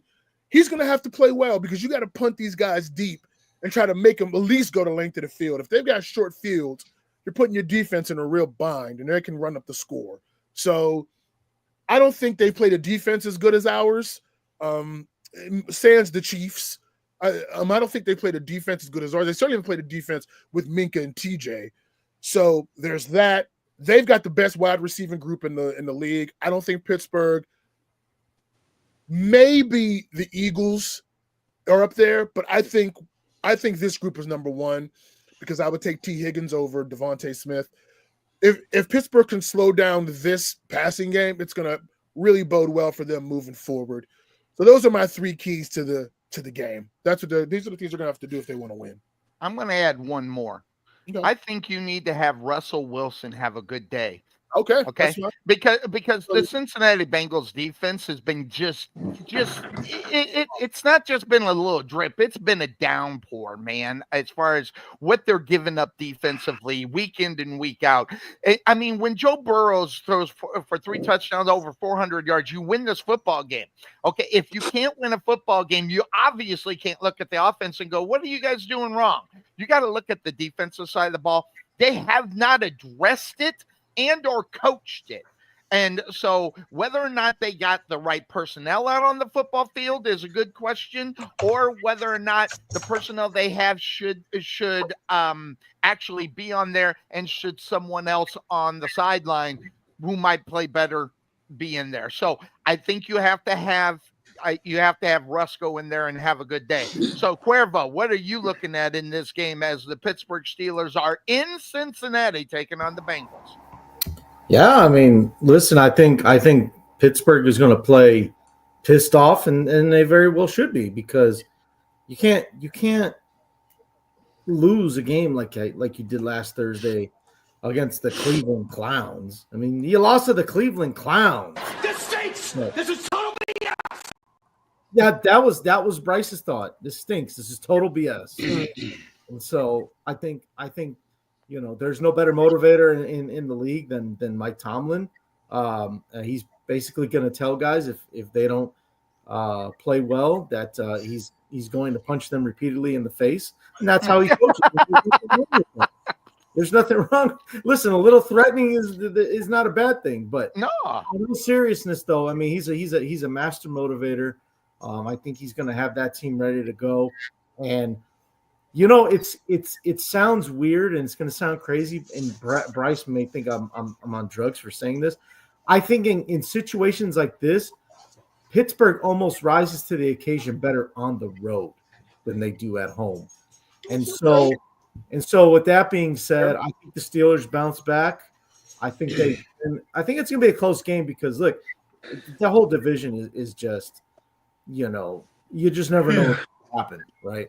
And they all play each other tooth and nail. And I rarely do you ever see anything more than a 1-score game in AFC North games. So But I do like the Steelers to bounce back today. Obi-Wan. What did I say last week about a certain quarterback? 27 touchdowns, 4 interceptions, but the team's only won 4 games. What does that tell everybody that we've been talking about? The Cincinnati defense is not there. I believe what Bryce has said and what Cuervo has said, and about, I feel like that if Pittsburgh can establish what they do well, which is physical football, and you punch Cincinnati's defense in the face early, it's game over. I think that they'll just continue to pound him and just drill him into the ground, and where their defense is like, oh God, we have to go out there again. And yes, I agree that the Cincinnati Bengals probably has the best receiving core. But when Joe Burrows, when he's thrown under duress, he's not as good. He's good enough to win ball games, but he's not as good. And so, Cincinnati, I think, really, you look at it, they're a 3-point favorite, right? What have I always said? Home team always gets 3 points. So I feel like that this is a pick'em game, but I really don't. I think Pittsburgh is mad. They lost to their rivals. They lost last week. They're pissed off, and they're going to come out and they're going to punch their way. They're going to push their way. They're going to push their will onto Cincinnati and Cincinnati's playoff hopes, which they're desperate. They're desperate. They're going to do anything. I don't see it happening today. Pittsburgh wins. The fifth key, 3 and outs. If the Steelers can stop get 3 and outs, that means the Bengal defense is back out on the football field again. Yep. Godfather. Yep. The Bengals might come to this thing saying we got nothing to lose. We have a very hard mountain to climb here already. We'll let you have everything we got now. Once again, Steelers can punch them in the mouth, the defense in the mouth, and shut them up. My problem is with the Steelers is that they let teams stick around way too much. And that's going to be dangerous for them, especially if you're home in Cincinnati. That's going to be dangerous for them. Joe Burrow can damn sure pick you apart. That defense has got to be able to stop you, though. So if the Steelers let the Bengals defense stay in this game, it could be a different ballgame we're talking about. I don't think that's going to happen. I think Steelers are the better team for this because offense and defensively they can get the as we hear Obi just typing away. I like the Steelers in this one, but I wouldn't be surprised if that 3 points comes to haunt them because again the Steelers are not good at putting teams away. Had they done that, they'd have put the Cowboys away when I thought they were going to do it. They didn't do it, and now Bryce has all year to hear about it. So you're telling me there's a chance. We're just getting through all of Sonny's soundbites. Yeah. But I will tell you, Cincinnati better show up because that defense. If that defense they're coming off a bye week, so I expect to get their best game. I expect to get adjustments. Look, the Ravens, they were coming up. They had 10 days to prepare. They changed up the looks defensively. They had one of their best defensive games. They were still number 1 against the run. The Bengals are a worse defensive team, but you got 10 days. You got 14 days with a pretty good defensive coordinator. They're going to come out with some wrinkles, so the offense better be ready to hold up their end of the bargain. All right, so we got everybody's pick up online as far as that's concerned. By the way, I am going the Pittsburgh Steelers as well as far as that picks are. I'm going with the. Wait a minute, did we hear Cuervo's analysis? We did. I'm gonna shoot it to him because I think he's the last one that hasn't said anything. So pop in there, Cuervo. What's your take up on what you see? What, Podfather? He said something. Yeah, I got the Steelers winning. Okay. I had said that Tomlin's a master motivator and that he's going to have them ready to go. Gotcha. All right, now we're going to lose Obi here in just a moment. We're probably going to lose Bryce here fairly quick. So let's go to the game that's on tap for the Cleveland Browns. So Obi, taking a look at your football team and what you got going on. I don't know. Do you feel good about your football team after, what you've seen in the last couple of weeks, against a football team that is suspect, regardless what you say about the Denver Broncos? Cleveland win against Pittsburgh was an anomaly. They had all the right conditions, right? Mm-hmm. Rivalry game, bad weather was due in the beginning of the game. It was cold. It was a little windy, but it was clean. But then as the game progressed, the snow started, which again shouldn't have bothered Pittsburgh. But Pittsburgh kept them in the game, kept the Browns in the game, making enough small mental and physical mistakes to keep the Browns and have that. So you're saying we have a chance? Yeah, and they had a chance. And You're telling me there's a chance from Pittsburgh, Cleveland, man. My Browns at Denver, Mile High. Oh man, this game just reeks of Cleveland. Typical Cleveland Browns. We're on a high. Now we're going to come crashing down to earth. I would not be surprised if I saw a blowout in Denver with the Broncos just completely destroying Cleveland. Wow. Bryson, Brooklyn. It's going to be tough because Browns are coming off their Super Bowl, which was beating us in Cleveland. Got that win, give them credit, but they're going to go to Denver, a team that, as much as I don't like the head coach, I never said he couldn't coach. I said he's overrated, but I think they match up pretty well. They're going to get an offense that's going to move, that's going to really try to move the ball and use schematics to neutralize Myles Garrett. Probably come up with a little bit of a better plan than us. The Broncos do have a good defense. I think they've got one of the top corners in football in Surtain. Jerry Jeudy's coming back. That's going to be a nice salty battle to watch. Mm-hmm. But ultimately, I think the Broncos do just enough. If this was in Cleveland, I might think a little different. But because it's going to be in Denver, after the win, the Browns aren't sneaking up on anyone, and the Broncos aren't good enough to take anyone for granted. I think the Broncos go ahead and get the win. Podfather. I just got a message from Cuervo's wife saying I better pick the Broncos or else. So you're on mute, Cuervo. Cuervo. I told her not to do that again, and she, of course, she doesn't listen to what I say. You listen to what she says, right? Yeah. That's another thing. I can't pick against well, at least you know who wears the pants, right? I can't pick against the lovely Carla because if I do, I'll be getting messages. Yeah, I personally know her, so yeah, I'm not gonna pick against her. She knows everyone except. I'm not gonna lie. It is weird when I get an unexpected text from someone I don't even know and saying you better pick the Broncos or else. Broncos or die. I'm not sure what that else means really, but still. What do they say? Broncos or die? Something like that. I get those messages too. Okay, well, maybe you're sending me the text. I don't know. But either way, look at it. All right, so you're going Broncos without any real in-depth look, then, Podfather. Is that what you're saying? Look, I mean, to be honest with you, look, I know you shit on rookie quarterbacks, but Bo Nix is playing out of his mind right now.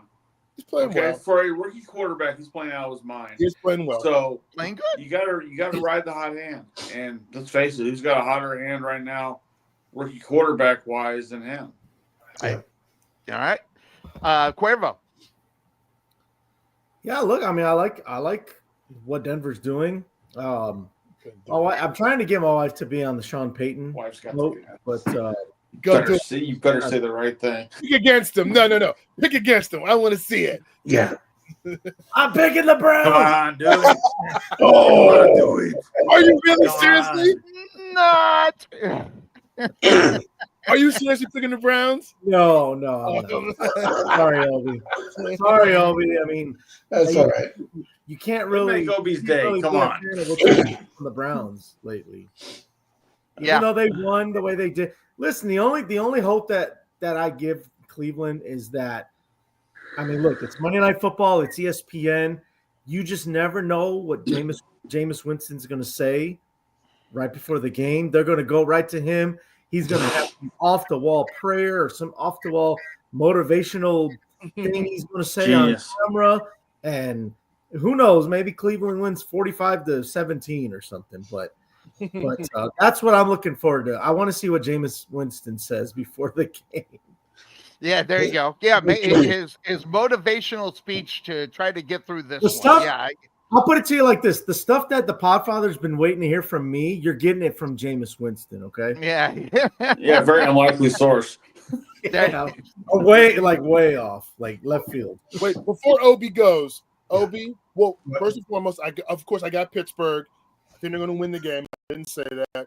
Obi, let me tell you something. I would never come on this show. We clown your. We don't talk college. I clown your Browns. This AFC North. I don't troll you about Ohio State. I'm being dead serious here. Let me tell you something. Ohio State at the end of that game embarrassed themselves. Jack Sawyer embarrassed himself. He looked like a crybaby. Yep. It's not a good look. You want to go play on the next level and you act like that? I mean, why would you had a great interception. Why didn't you have that energy when they was running the football for 30 carries for 120 yards? Like, no, that was terrible leadership by him. Ryan Davis showed terrible leadership. That brawl happened. He looked like a deer in headlights. Like he didn't know what was going on. Like, what happened? Like he's just walking away. And also, to the Ohio State authorities that pepper sprayed those kids, I hope you all get put on blast and get fired.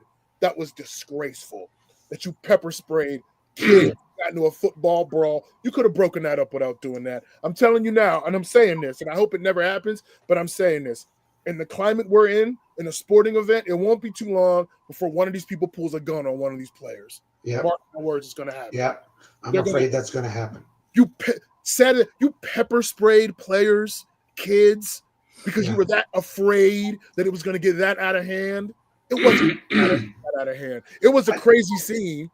It wasn't that deep. That was embarrassing. Ohio State embarrassed themselves, and for all of that, that's why I think Ryan Day ultimately is going to go, because there needs to be like the stain kind of from losing to Michigan, even though 10 wins. I understand college football fans are a little bit out there with that, but the way they lost the game and just his whole demeanor, I'm like, I think I can do better. I can get a better coach in there to take this talent and be able to go in. Like, look at the way Sharon Moore with that team that's not been good this year rallied that team to win. That's a coach people want to go play for. Do you really want to go play for Ryan Day? I don't know. He doesn't give off that type of. You want to go play for Ohio State. I think in Michigan, you would want to go play for Sharon Moore because of what you got. That's what I got. So that's my take on that, Obi. That's the more I want Mike Vrabel at Ohio State. I think that's a great call. That would be an amazing hire. He knows. Yeah. That's all I have to say. He knows. He knows. That's what you need there. Because you can get a good coach to get you 9 wins, 10 wins. Mm-hmm. You need a real leader there that's going to take you over the top, get you far in the playoffs. If Ryan Day wants to save his job, he better go make a deep playoff run. They better make it to the national championship. Yeah. Yeah. Yep. I agree. And I agree with what happened after. It was embarrassing. It was ugly, and it was uncalled for. Uncalled for. Many times people have come and planted their flag. You don't like it, but you don't act like that. No. Michigan has had people playing on their stadium. You know what they did? Went to the locker room. Yep. So that was embarrassing. Yep. All right. See you guys later. All right. Obi, good to see you. Bryce, how long do we got you? I can go for about 15 more minutes. All right, then we'll go pepper spraying kills. Let's move on. That's. I hope someone brings a lawsuit. I hope even if they lose, I hope they just become a complete nuisance. Can you imagine your kids out on that field or what have you, and they get pepper sprayed? You know what's going to happen? Stop. Yeah, insane stuff. In reality, I agree with you. That kind of stuff is the thing that you can't do. As far as that's concerned. Now let's go to the game. By the way, there is one wife, Cuervo's wife. It's classic. I just wanted to tell you that. Because watch this. This is insane. It makes me completely laugh. Let me put this up here, and the play button. Turn this off! I'm getting frustrated!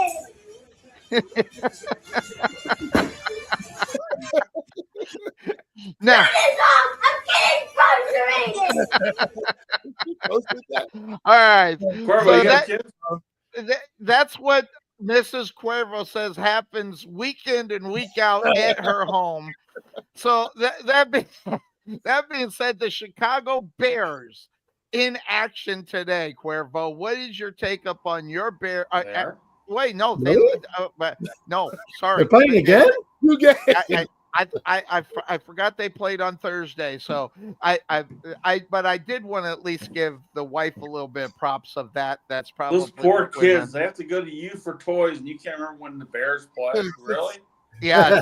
Yeah. Sonny, what day is it today? Let's give him a little test. What day is it? Yes, it's Wednesday. Yeah, so and we can't even talk the Dallas Cowboys. We can't even talk the Dallas Cowboys because they won on Thursday. Yes, so because they've won 2 in a row. They're setting the table for the Super Bowl this year, folks. There they go. Yeah. All right, so then since we only got Bryce for a little bit longer, Bryce, you pick the game that we are going to talk about here because I wanted you to get your. Unless you want me to pick it, because I think I know what game we got to talk about: the Ratbirds versus the Eagles. Yes, that's where I was headed. So NFC East. If you want to talk about it, Ratbirds and the Eagles, what's your take upon what we're going to see today? That's going to be a really, really good game. It's going to be good because you get to see Lamar Jackson against that defense, and the Ratbird offense. It's got the star power of the quarterbacks. It's got Derrick Henry versus Saquon. I can't wait to see that. That's going to be a battle. This game is in Baltimore, I believe. So it is. Let me tell you something. That Baltimore crowd is going to be rowdy. That's going to be a fun environment. I think what you have to keep in mind is the Ravens have the number one run defense, and it's stout. But here's a problem. If you were going up against anyone else, like they were able to do a good job against us, Pittsburgh has a young offensive line that's done some good things, but you're going against the Eagles now. And it's one thing stopping the run against these other teams. It's another thing to stop the run against Saquon Barkley. And I mean, that guy is, if I had to go, it's either him or Derrick Henry. I think because of the versatility and what he does and just the freakish athleticism, I'm going to go with Saquon over Derrick Henry right now. I just feel the way they're playing and the way Saquon Barkley can just get in and out of holes, come down, he can do anything. He's such a difficult matchup. It's going to make it hard for them. Look, defensively, I think the Ravens are going to test the young corners of the Eagles, but make no mistake, the Eagles' defense is loaded. They are hard to block. They are hard to it's hard to sustain drives against them. I think I think the Ravens have the coaching advantage because Sirianni could wet the bed and get kooky. So that may help, and I think they have the better quarterback. I would take Lamar obviously over Jalen Hurts, but Jalen Hurts is a really good quarterback to me. But when I look at this matchup and see just overall both teams, guys, I'm telling you now, the Eagles are my pick to go to the Super Bowl in the NFC. I think if they play the Lions in the championship, they beat them because there's just too much talent, man. Talent can win out, and Sirianni, unless Sirianni completely falls apart, if they stay on schedule and just play competent football, guys, in the NFC, that's a talent team. And it's going to be difficult to beat them. I just don't think Baltimore has the defense to stay with them. They can hang in there.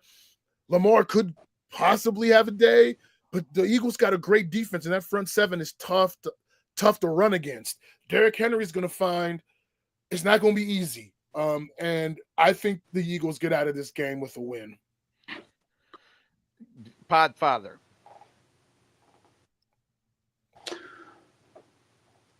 Well, I 100% disagree with everything that Bryce just said. No, I'm just kidding. It isn't that bad, but no. Look, here's the thing. Baltimore got the home field. That's not going to mean much because Eagle fans will travel. That is And true. Philadelphia to Baltimore is not that far of a trip. That far, right? I mean, it's just not.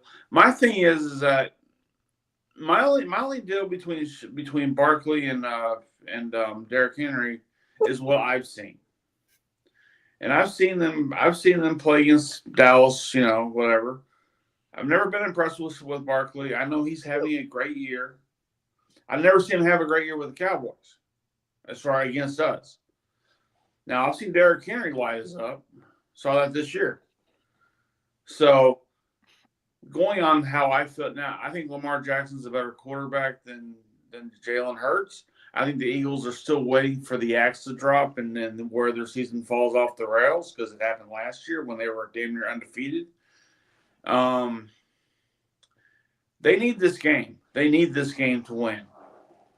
And I think the cards are stacked a little too up against the Eagles for this game. If the Eagles lose, will they start to tailspin? I don't think so, but it will start to tailspin. So yeah, I'm going to go Ravens. I'm going to go Ravens because the Ravens have to win this game. That's the thing. They've let so many games get away from them this year. They have to win this game. They do. And I don't think the Lions have anything to worry about right now. So yeah, give me the Ravens. Cuervo, go ahead and unmute and let us know what you got going on. You say you haven't been impressed with Saquon. I didn't. Never have been. Hear that. I've seen as a Giants running back against us. Now, granted, he had the Giants offensive line, but I never see him light up against Dallas. I've always seen him be a guy who's injured half the year. Okay. And this year he's been kind of lucky. Now, will the other shoe drop on him? I mean, you almost kind of feel like it's bound to happen because, history plays such a big part in these guys and how they do. So, but he could be lucky and go a full year. How will he be statistically wise? I have no idea, but I just know when I see him play, I'm not impressed. Wow. Again, if the Dallas defense can stop him, which they have, what does that say about him? Could be schematics. Who knows? Cuervo, go ahead and unmute. What you got, and then I'm got a question to the panel that will determine my pick. Go ahead, Cuervo. Okay. So I hear Bryce's and the Podfather's points, and they're good points. What I would say is that I think it's going to come down to strategy, coaching, execution, things like that, and that's easy to say. But what I mean by that is, you look at what these teams do well and don't do well. I think for the Eagles, they got to expose that Ravens secondary because it's not good. And that's something we haven't said in a long time about a Baltimore Ravens defense. So if they try to pound the rock with Saquon Barkley, it's not going to end well for them. But if they do what the defense gives them, and guys like AJ Brown and Dotson, because I think Devontae Smith is out today for the Eagles, then I think the Eagles are going to have their way. It's kind of like you're going to throw to set up the run for Saquon. I expect Saquon to have a good day, average. Now for Saquon Barkley, that could be 150, 100 yards and a touchdown. And that may be a great game for other guys, but I don't expect him to do what he did last week against the Rams. I'll just say that. But and then as far as Baltimore, I mean, I don't know that many people picked them to win Monday night last week against the Chargers because the Chargers were rolling at the time. Yeah, I screwed that one up. Lamar proved once again that in the regular season, he can come up big in certain moments. So my final verdict is that I think with Baltimore being at home, as Bryce brought up, the crowd's going to be behind them, and I think the Ravens, the defense will step up. I think the defense will make plays. Get ready with me while I tell you. And I think that Sirianni he's gonna screw the pooch on this one. I think he's gonna try to run the ball too much, and that's gonna be the reason why the Ravens win this game. So that being said, Podfather, who has the better defense, the Ravens or the Eagles? The better defense? I'm gonna go Ravens. Yeah, Ravens don't have a secondary wise, but up front they do. No, absolutely not, Podfather. I totally disagree with you on that. The Ravens are good against the run. I'll give you that. But no, overall, the Eagles have the better defense. They have the more talented defense. I think they have. You seem closer than I do, so I'll give you that. Yeah, they have the more talented defense. No. The Raven defense. The Raven defense needed. They had 10 days against Pittsburgh. Did well. It was pretty good against the Chargers. Not great. This is a whole different animal, Podfather. I also think I hear what you're saying about Saquon. I think you might be selling him short a little bit. He's pretty tall, though. He's hard to sell short. No, he is not.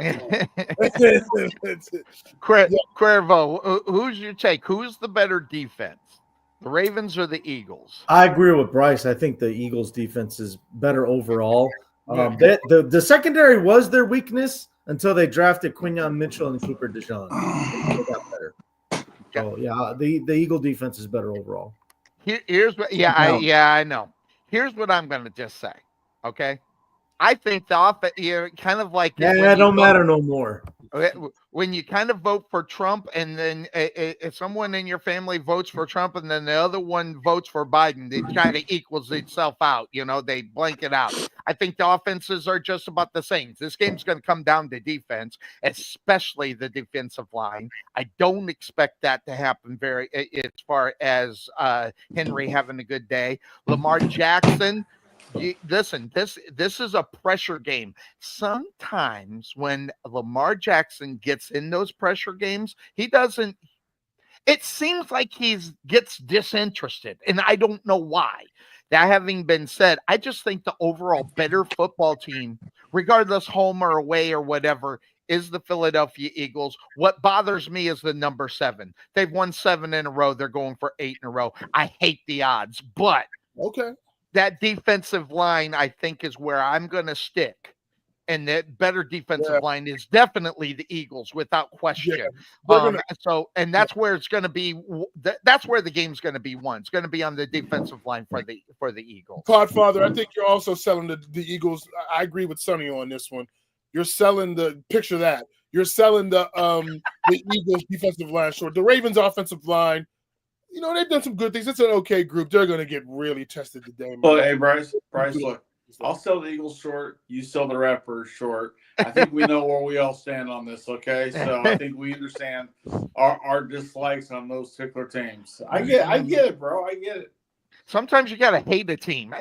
By the way, and before we go, before Bryce goes, I was talking earlier. I'm going to take just a quick sideline. When we were talking earlier today, I want to get his opinion. Even though what happened in Ohio State, Michigan, these are not rivals, just to let you know. They're hated rivals. Sure. And I think the fact that I'll just say it the way I'm kind of thinking, today's political correctness that everybody's got to get along with everybody and everything, regardless of what. I think what is missing in today's football, especially in the NFL, is hated rivalries. You need the Baltimore and Pittsburgh. You need the Green Bay and the Bear Pig. You need these things. And the fact that everybody's, signing jerseys and handing them off. Oh, I play. It makes me want to puke. And this is the problem with the NFL. It's become so political, you can't play the game with passion and hatred towards your other team. It's unacceptable for any football team in the NFL to play football that way. That's why you got the Chicago Bears being who they are. That's why you got the Jaguars being who they are. That's why you got the football teams being who they are, because I got my signature. Oh, This has got to stop in the NFL. You need to hate your team. You need to go out there with the thought that you're going to pound them, put your foot on their neck, and be done with it. And that is the reason why you got good football teams and bad football teams. Wow, he had to even holding on to that one for a while.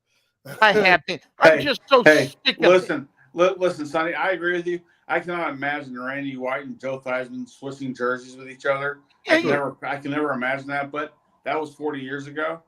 Yeah. So 40 years ago, we're kind of like our nation, I guess. So, I mean, that's hard to say. Sonny, to answer the question, listen, I get that. And I thought about that. I don't watch a lot of college football, actually. I watch Pitt every now and then, and I'll go on Facebook and watch my small college, my Dayton Flyers sometime if they're playing, just to watch them. I watch Ohio State and Michigan because I know this is the closest thing in college to Steelers Ravens. Exactly. So I get best game of the week. But that being said, that's the name of the show. 9 to noon on Sundays. You get beat, just like North Carolina acting foolish when your rival comes and beats you and plants their flag. Don't go over there to start a fight. You had all that time to keep them from. You had all that time to keep them from doing it. You lost the game. You lost at home. Get up out of there. You lose the right to want to go fight and start a brawl and do all that. Like, nah, man. Well, Bryce, let me ask you a question. Years ago, when T.O. as a Niner ran out to the middle of the star and started celebrating and got attacked by George T, wasn't that the most badass, protect our field type thing you've ever seen? Come on now. I mean, look. I'm gonna tell you how I thought that. I understand you mad, and if the Cowboys wanted to just stand on the logo so they couldn't do it, I'm cool. If Ohio State would have just stood on the logo, like, nah, you're not doing that here, I'd have been fine with that. Like, oh, okay, whatever. It is what it is. But when you go and actually physically start a brawl because someone did it, I thought George Teague, and T.O. came out later and said, you know why George Teague did that? Because 2 plays ago, I pancaked him. It was like, yeah, you can't stop him, so you're going to hit him after that? And no, I didn't like that. It's like, bro, stop him from doing that. Stop him from doing that. But what T.O. did, the comparison is not a tradition. What happens in Ohio State and Michigan is evidently a tradition, and everybody knows about it. And like Bryce said, you do have to suck that up. You can still have a hated rival, not a hated rivalry, but that's when you take the step over the line, and what you do is you make yourself not a man, you make yourself a boy, and that's the difference. And I just said it. And when you're a man, you suck up the losses and go with it. Cuervo, what's your take up on that? Yep, I'm gonna say this. That was soft, Father, when they got out there and did that. Jack Sawyer looked soft doing that. He looked like crybaby. Like, no, if the team stands on the logo, we ain't letting you do that here. I'm fine. And you know what, Michigan, whatever, you talk your trash, you take it in the thing. It is what it is. But teams have been doing that forever, and we've never had a brawl like that. That was that's true. Being sore losers. The beginning of the end, I don't know. Cuervo, what's your take up on that? Yeah. So Ohio State, that wasn't the only one that happened yesterday. Yeah, too. North Carolina State. North Carolina State. It happened with the Florida versus Florida State game. The Gators, after they beat Florida State, they did it too, and then the coach had to come out and apologize for it, which I wouldn't have done that. But no, hell with that. That being said, let's just stop. I have no problem with guys wanting to protect their territory, but I think there's a way to do it, kind of like what Bryce said. It's coming. It's a thing in college football when the rivals win on the road, it's coming. So like Bryce said, you go and you kind of put a perimeter around the O and you make sure nobody gets in there to plant that flag. Okay, or if they do kind of break through, and then all you do is take the flag and you whatever. But there's no you're right. There's no reason to start a fight and all that stuff. I get it. You're in the heat of the moment. But I just think that it's, I have no problem protecting your territory. There's just a way to do it. Yeah, and here's another thing. I'll just put this out here too. And I know this is the old man saying, "Hey, young people, get off the front of my lawn." Young people don't understand tradition. They don't get what it's about. And when it comes to football and you're fighting in the trenches, that's what it's about. And when you lose, and especially the way the Buckeyes lost that game, they should have to suck that up and let them plant that in there. And that is, and if you're Michigan, Ohio State, you evidently know this. Now, again, I'll put this out there. I never knew they did this because guess what? Today's world with cameras rolling and you can see everything, ESPN goes off the air when they win.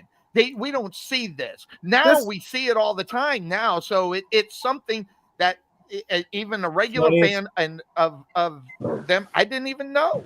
It's been happening for years, and I'm gonna let you guys know that's the root of where the hate for Baker Mayfield comes from, Obi, because Baker Mayfield did it at Ohio State when Oklahoma beat them, and ever since then, I promise you, he has despised Baker Mayfield.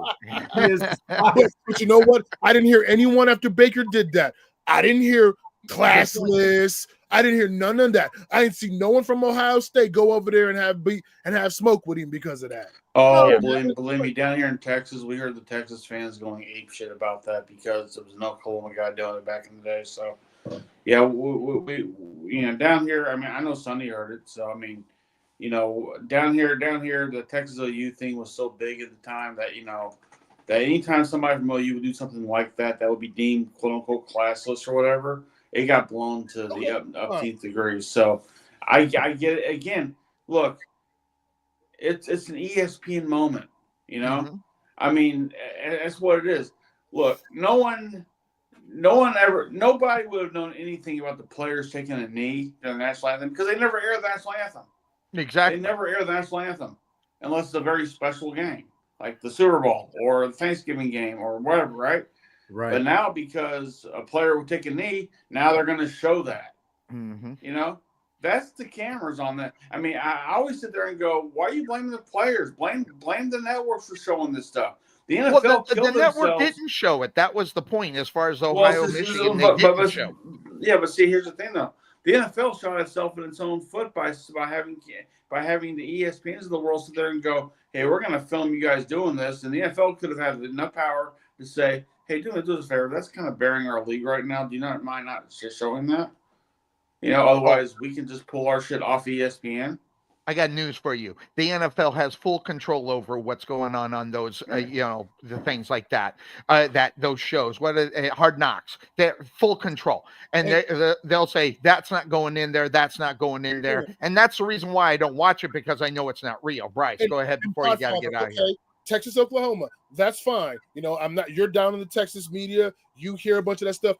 I don't recall anyone from Ohio State when Baker did that though, talking about classless. Yeah. I don't remember that. I don't remember that being the reaction. So for now, you did it because it was Michigan. They beat you the way they did. Your butt hurt about it, and so now you're stuff after the game. It makes you kind of wonder if they got blown out if they would have done it. You know what I'm saying? Like Cuervo said, the heat of the moment and what that game was all about. If you get your ass blown out, then I think they probably wouldn't have done. It's the way they lost that football game. And going back to Mike Eberflus and looking at what's happening today, the coaching was horrible and everything came to play. Go ahead, Bob. So the problem you're going to run to that though is this. The world is so different than it was 40 years ago. I get it. 40 years ago, kids weren't taking guns to school. I get it. Okay.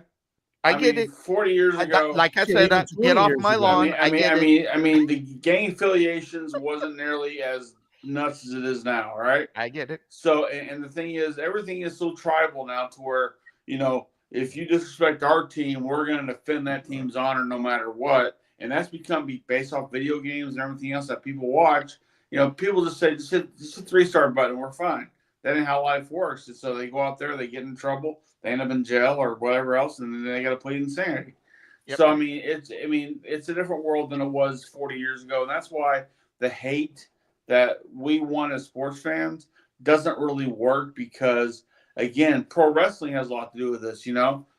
the two guys in the ring, they don't really hate. I mean, some might.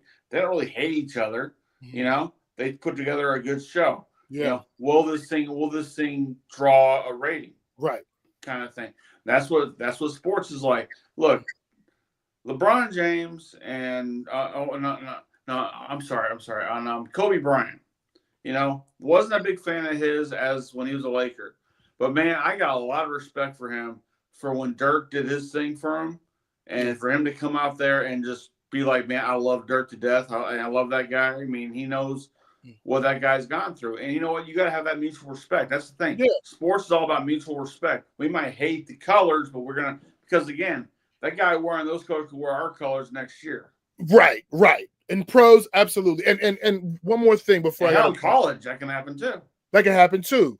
One more thing, and this is why I also think for us, we are supposed to be, meaning we, people of our age, we are supposed to be the adults in the room.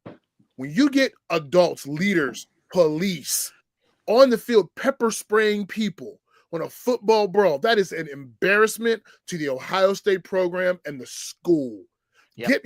Whoever did that should never be allowed in that stadium again. And I'm telling you, that sets a terrible precedent that if it gets spicy, if it gets out of line, we're actually going to move to more lethal types of forces to keep people in line. Don't be surprised if you start seeing that. Yeah. Like, that is unacceptable. You still talking about college students and kids playing the game. They did not deserve to get pepper sprayed like that. Yeah, and sooner or later, that kind of thing, within the time, but I can see it. It breaks up. But as Jim McKay back in the day used to go, what sports is all about? It was the beginning of Wide World of Sport. It's spanning the globe to bring you the constant variety of sport with the thrill of the victory and the agony of defeat, and then the last part of it, the human drama of athletic competition. That's what sports is, guys. And you have to respect it. And when you respect it, things like Ohio State doesn't happen. Ohio State didn't respect it. It didn't respect what sports is. And you can say it was 40 years ago to where it is. If you don't have respect for the sport and what happens between the lines, then you're out of line, and you are the ones that are responsible for the problem. And in this case, that was yesterday, at least in Ohio State's case, was Ohio State. Because I'm telling you right now, if they were up there in the big house, they would have done the same thing, and they would have been accepted to swallow it. And that's what the problem is with today's sports and today's youth, not understanding what tradition is about and respect for the game. Because once you go that route, the respect of the game's thrown out of the window. Yeah, it's like Ohio State thought they were going to get him some participation trophy. Mm-hmm. Like, this is what happens. You lost the game to your hated rival, and they were going to plant their flag like so many other colleges have done. It's only now, like yesterday, become in vogue. Oh, now you're going to go out and act tough and snatch the flag and all that. Look, if you don't want them to do it, go, like we said, Cuervo, go stand in the middle and say, you won, get out our stadium, whatever. Win the game. That's it. Yep. Win the game. I do have something to say to your thoughts, Bryce. And I honestly, I don't know how this is going to go, but I do have to say, I do think that when it comes to the pepper spraying thing, I do think context matters a little bit. Okay. I'm not saying you're wrong for your opinion. I will never say you're wrong for your opinion.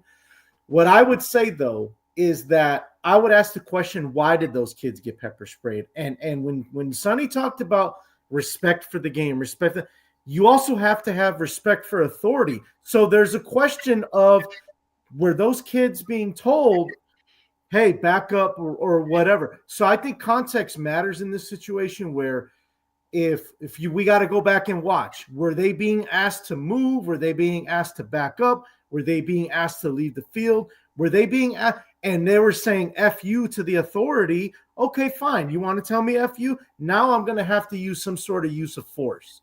And I think that's what it came down to, Bryce. So I understand. Honestly, pepper spray is a lot easier to do than tasing or using an actual gun.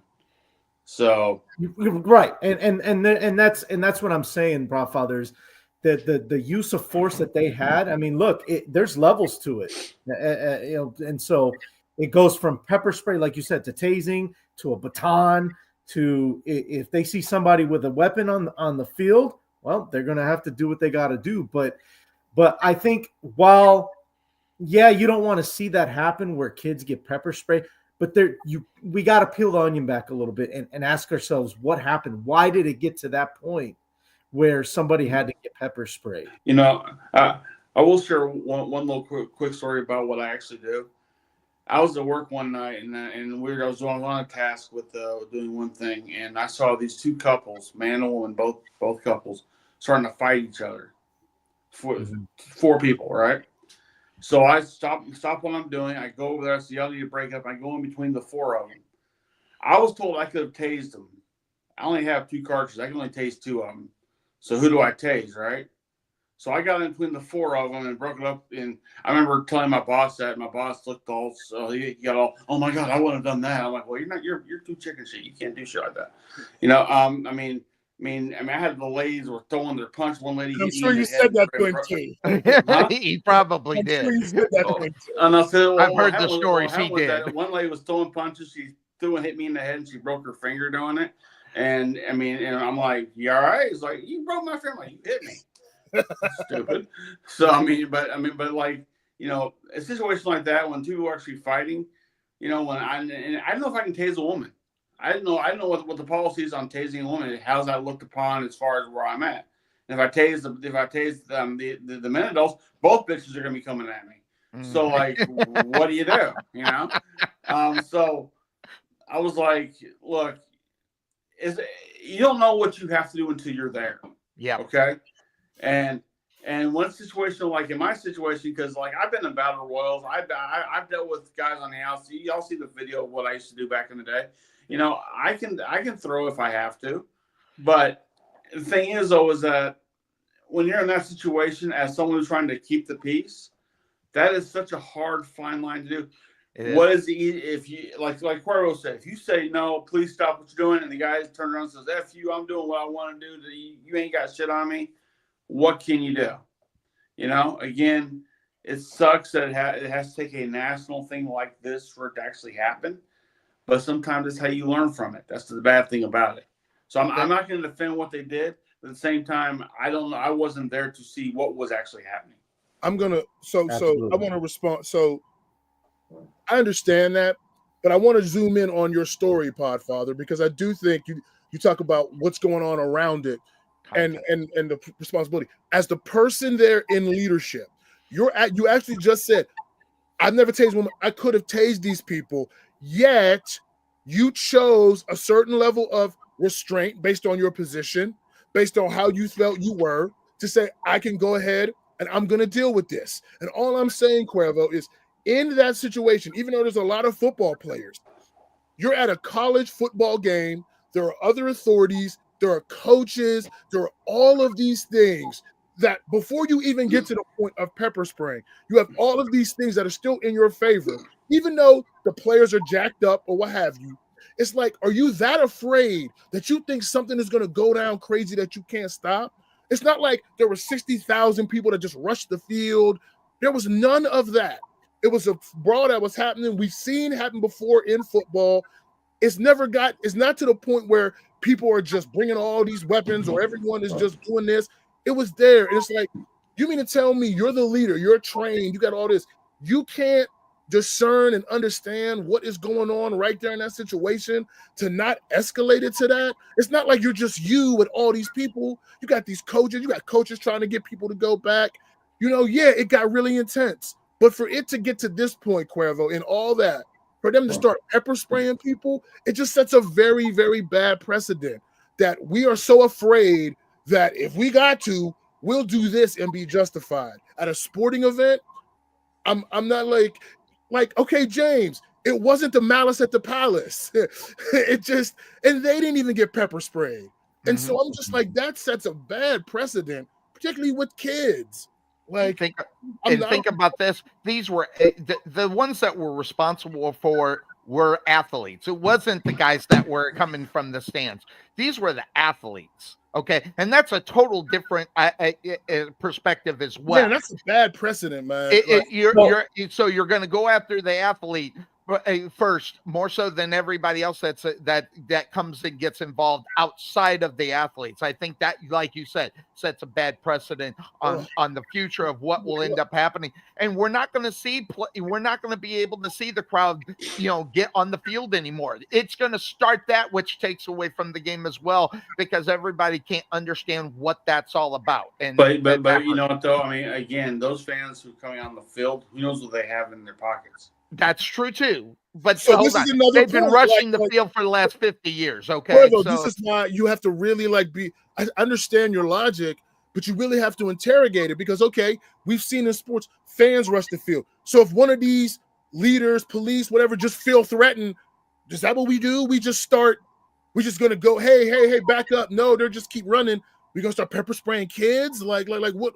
Like, if I'm just saying, if Podfather in his position in that situation, which isn't hundreds of people, but if he could think and be able to show restraint even in that, I'm just like, all of these trained people need to do better at being able to do that. That's all I'm saying. These trained. Well, it's just see. I mean, the thing is, most security for those kind of games is basically campus police and and people who deal with this stuff on a regular basis, who are a lot more trained than I am when it comes to that kind of stuff, to be honest. So again, I don't know what the mitigating circumstances were where they felt like they had to do that. I don't know if it was a last resort. Again, I mean, the last resort is to take your gun out and start shooting. Okay, that's your last resort. Yeah. The tasing thing, you can do that twice, maybe. And then that's it. Then at that point, that only lasts for 15 seconds. So yep. And just for James's, this is a tradition that goes on. So it's like this happens, all the time, especially in rival games. And then he follows it up. Yes, he was thinking. He knew exactly what he was doing. That's just because that's what it is. It's just what it is. We own this stadium. Is in fact like a diss. Yes, it is a diss. But it's supposed to be a sportsman diss at the same time. This is what you do, and we say it all the time is fun. This is what we play for. That's exactly what they play for. When the Ratbirds ran onto the middle of the field and stomped on Tennessee's logo, I didn't see the Titans running over there and starting to brawl. I mean, you don't like it up, but it's like you don't do that. Like you don't do that. Ohio State. It's like if you can't stop the run and they keep shoving it down your face, you better stop it, or they're going to continue doing it. Well, the thing is, all it is we may have lost the battle, we're going to win the war type thing. Exactly. Sure. Cuervo, you were going to say something. Cuervo. Sorry. Yeah, no, I mean, just kind of taking in everything that was said. I don't want to make it sound like I'm condoning what happened and that I'm like, oh, that was awesome that they got. No, I would never say that. All I'm saying is I've never been in law enforcement, but I do know when it comes to use of force, I know how that works. Yeah, in the military, absolutely. And so it's a thing where you give people warnings at first, right? Like, you give them the verbal warning, hey, back up, whatever.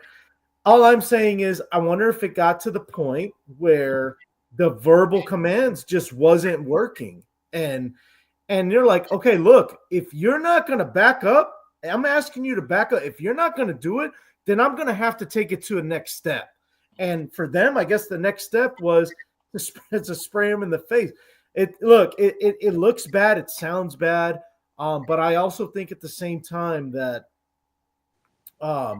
you have to, if they're asking you to back up, you just got to do what's asked of you. Like that's what it comes down to. And that's what the young kids, when we're talking about the young kids, that's the part that I look at is were they obeying the commands? Were they doing what they were asked to do?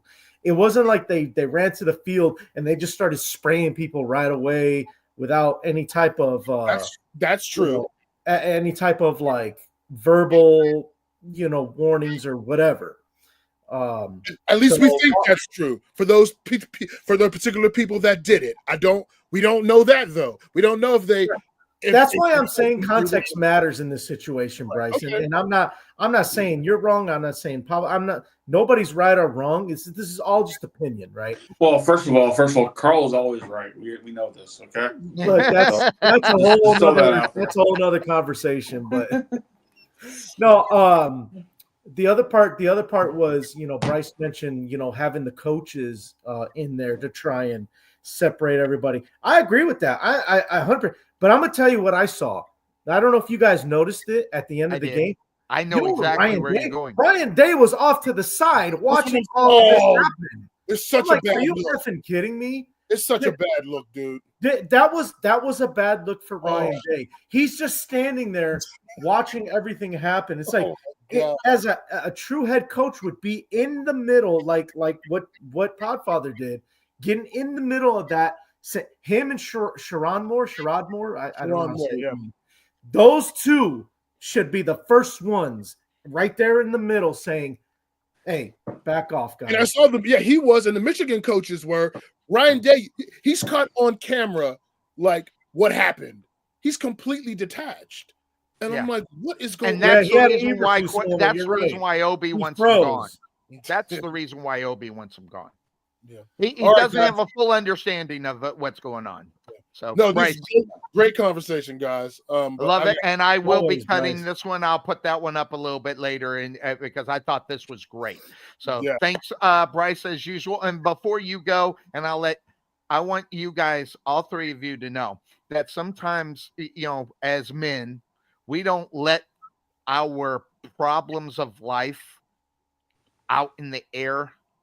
This right here, I want you guys to know, and I mean this from the bottom of my heart, I love you guys because sometimes you pull me out of a very bad spot in my life and you guys bring me back, and I just want you, and I wanted to publicly say it in front of you instead of just typing it. I love you guys, and I am so glad that you come to this show, even you, Podfather. I know, I craziness. I wanted you to know I very much appreciate it because last month was a very rough time for me.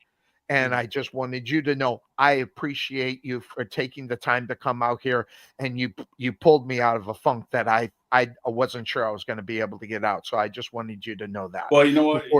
Hey, Sonny. So when we start talking Jacksonville, we'll put you back in that funk. I know it was that blowout almost in a nice moment. My goodness, it never leaves you. Yeah, it never leaves you. The ultimate betrayer. Just you gotta love it. That wasn't even a chair, Bryce. That was a baseball bat. That one broke. That one broke. I mean, he pinned that match.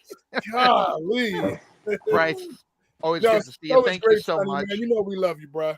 Yeah, got you very much. Have yourself a great day. See you next week if you're able to pop on. I'll be here definitely. I know next week. Yes. Yep. Yes. The rematch is going to happen. So very good. Have yourself a great day. So I will shoot this to Cuervo. Do we want to take that break so you can get some more coffee and everything? Or do we want to just start rattling on what we got going? Because I know you might have to bail because Miss Mama Cuervo is in California. Yeah. Oh, shit. Here. She is here. And that's why I'm getting text from her. Oh, yeah. Mom, too? Mama Cuervo.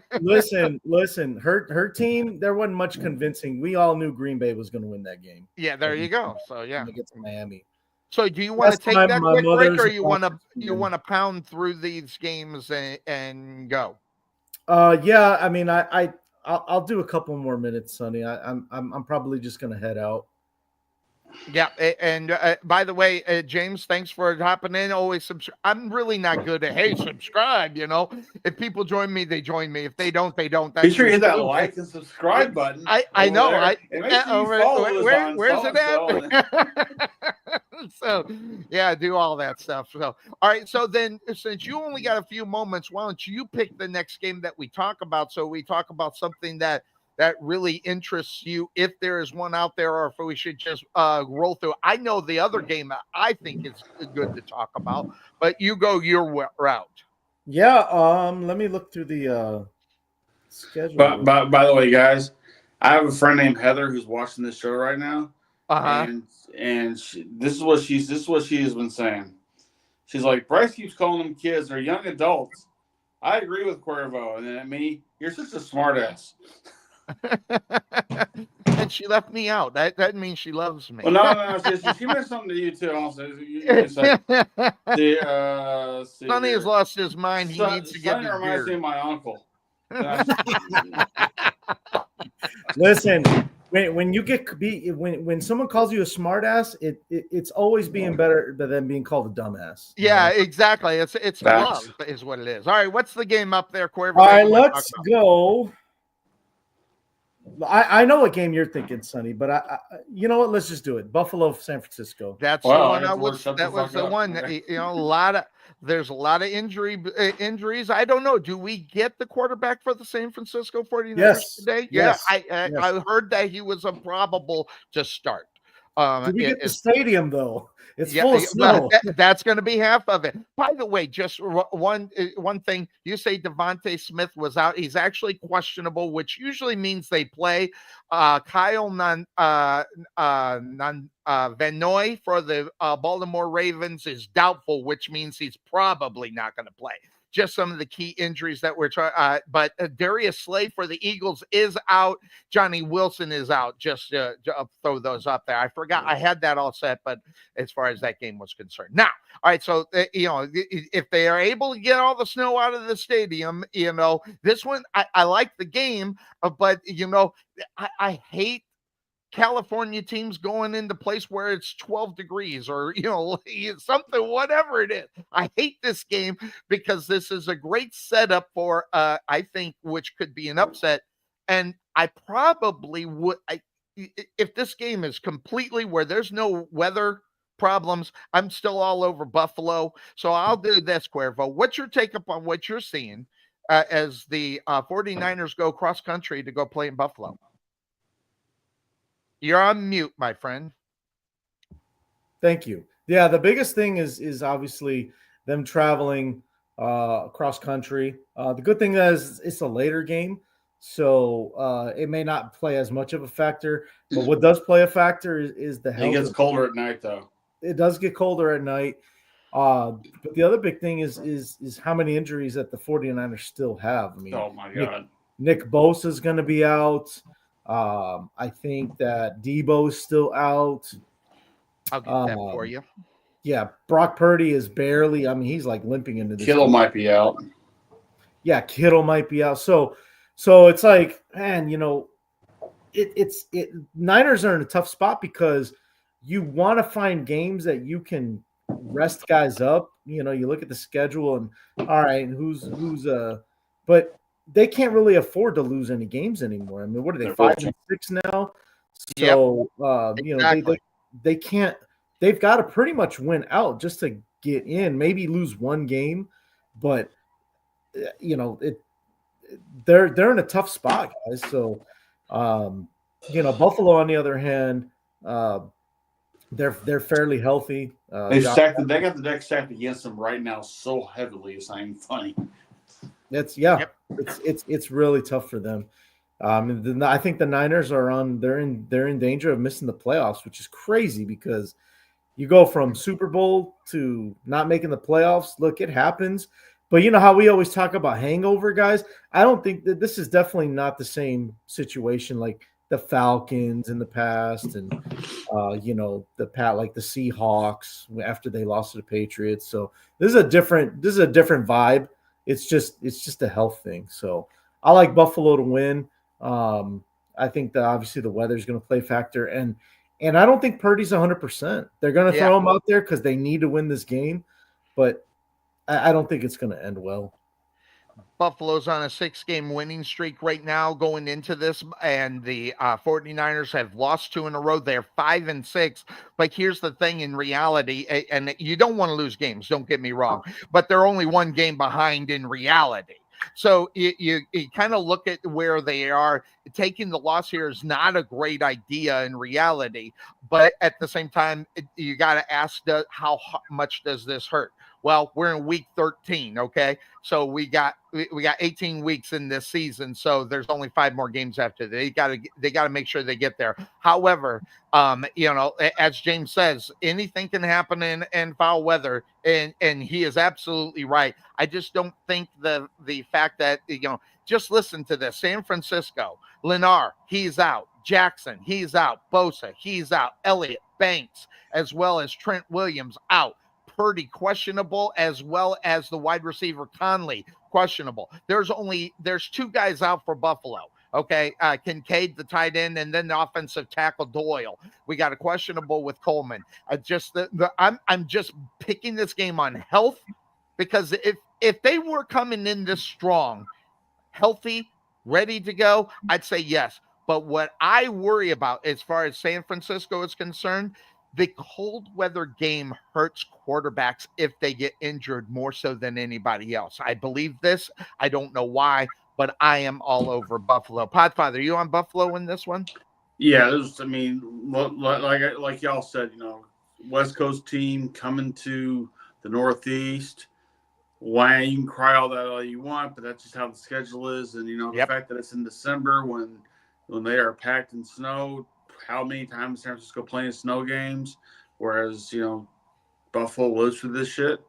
Look, the deck is so stacked against San Francisco right now, and with the injuries on top of that, it's almost better to rest the questionable ones right now and just let's just look. We can still, if we went out and we take a week off and we do what we have to do, we went out, maybe we have an opportunity. That's a better chance than going out there risking more injuries on guys who are questionable. And you don't think the Buffalo defense is going to tee off on Purdy? Oh, God, yeah. Yeah, so say whatever about bounties, they still go on. They're just not publicized. And plus, in a game like this, you're going to want to run the ball a lot. Well, good luck with that because McCaffrey's hurt. So he's been hurt. He stumps his toe. He's out for 6 weeks. So I got Buffalo on this one. I don't have a whole lot of faith in Niners right now. Gotcha. So, all right, Cuervo, we're going to let you get on out. Say hi to Mama Cuervo for me. And I'm glad that she got the opportunity to head on over to you guys. And you, I know you go back and forth. So with that, and I watch every single year. So I'm glad she's making the trek out to what is it, 70 degrees over there? Real beautiful right now. Oh my God. At the moment it's 62. Well, yeah, it'll get up. Bring your coat, sir. Yeah, I love that. I was out in 50 degree weather all night last night. I'm up here in the Great White North. That is Oklahoma. So, we're getting below freezing temperatures right now at about midnight. But don't worry about that. They get more snow in Tennessee than they do in Oklahoma. So, but always good to see you, Cuervo. Yeah, that's true. That being said, Cuervo, you have yourself a great day. Enjoy the rest of the holiday weekend, and we will see you next week. As great. Oh, wait. Are you on the road next week? Not that I know of. Oh, okay. All right. Are you trying to send him on the road, sir? I might be thinking of somebody else. Is Cuervo going to go on assignment for us? Yeah, you never know. He might just hop up and decide to go to an NFL football game. You never I'll be live in Dallas. Hey, Cuervo. Hey. Put your name in for the coaching job for the Bears. Yeah. Just say you can't never know about that would be great. Yeah, wild hit. I'll get those guys to play. There you go. Like, listen.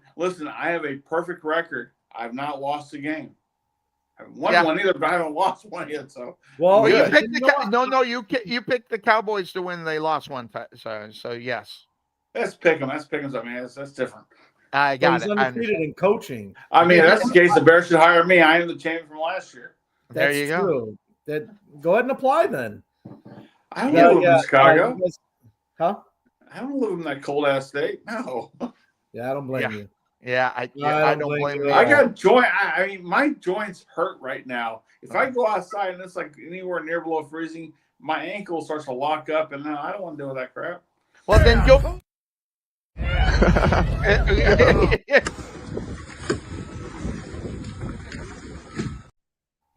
I think Listen, that's they're old, committed guys. fans. I'm not that committed. Dude, if I can do it on Madden football, I'll be doing it in no time. But, I don't have to. All I did was serve coffee last night, and I woke up so sore I couldn't even. It's just like, holy cow, felt like I got hit by a Mack truck. So anyway, but Cuervo, always good to see you, my friend. Thank you for joining us, and we'll catch you next week. All right, guys. Let me say one thing, though. I want to respond to what Sonny said. I'm kind of the same way, that there's been times where this is my escape. Actually, it is every Sunday. But, if it wasn't for Sonny giving me the opportunity, I wouldn't be here. So thank you, Sonny. When we met, 12 years ago now? No, 13 years ago. 14 years 14 years ago. 14. I lost count. In March it'll be 15.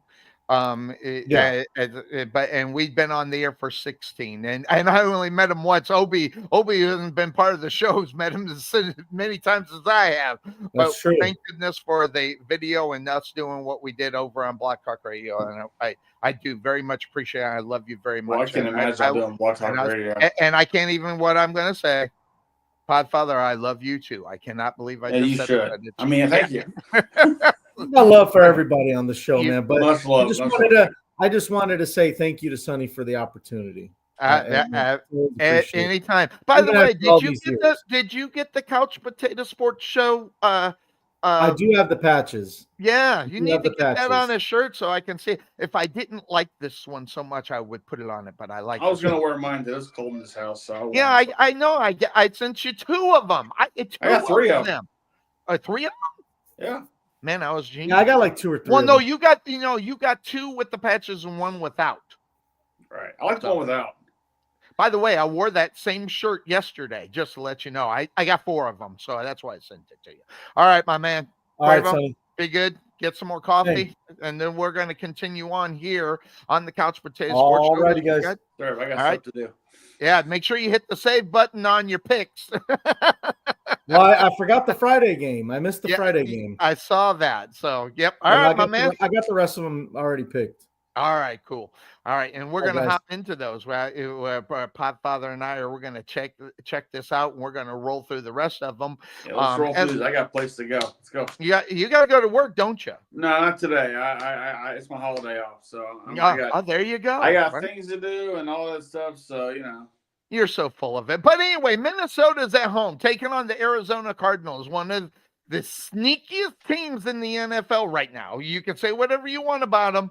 They're tied for first in the NFC West at 6-5. They lost last week. The Seahawks are on a 2-game winning streak, but they're not playing the Seahawks. But just to kind of give you an idea what's going on in the NFC West, and now the Minnesota Vikings, as far as where they're at, they're battling that out right there. 9-2 behind the 11-1. Detroit Lions, which I can't believe I even said that. First time in Lion history they've ever been 11-1. So let's throw this out there. This is a tough game. I'm going to tell you the reason why it's a tough game. Has nothing to do with nothing but a 10-game winning streak. And Arizona is one of those teams that like to be able to come back out of nowhere. But the problem with that is when you talk about that game and if this game was in Arizona, I'd be on Arizona. I really would. I hate to say that.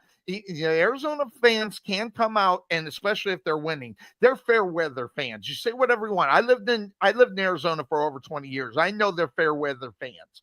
That having been said, they're winning. That place would be rocking. Problem is, this game's in Minnesota, and that team always rocks at home. Never mind the fact that I just think the better team right now is the Minnesota Vikings. What's your take and what's your look? At the beginning of this week, I picked the Cardinals, thinking this was probably the week that Kyler Murray turns it on.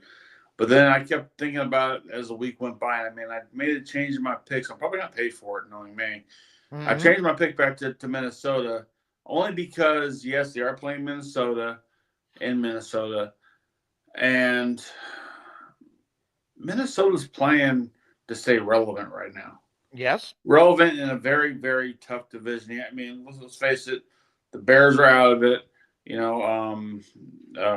Lions, The Packers are the Packers are scary because they might get that other wild card spot, and you can't have. And it sucks when your division has 3 teams in the playoffs. And right now, Minnesota has to stay ahead of the curve as best they can. They're probably not going to get ahead of the curve of the Lions, but they got to get ahead of the curve when it comes to everybody else. So they need this win, and it being at home is going to really help them out. They have to shut Kyler Murray down early, get him out of the game. Do they have the defense for that? I don't know. I don't know about that, but that means their offense has got to start putting up points. And that means the greatness of Sam Darnold and everybody else that's trying to make the juggernaut of a team work. Again, it's the Vikings, right? They're bound to fall off. It's history, And it's Sam Darnold, who is, let's be honest, before this year has not been a proven quarterback in the NFL. No, but the thing is now now he's being proven. He's being tested and he's answering the call. So you can hate him all you want, but the fact is, not saying you do. I'm saying you can hate him all you want for those who wanted to be a distractor of him. The fact is, when you keep winning, you have nothing to really bitch about.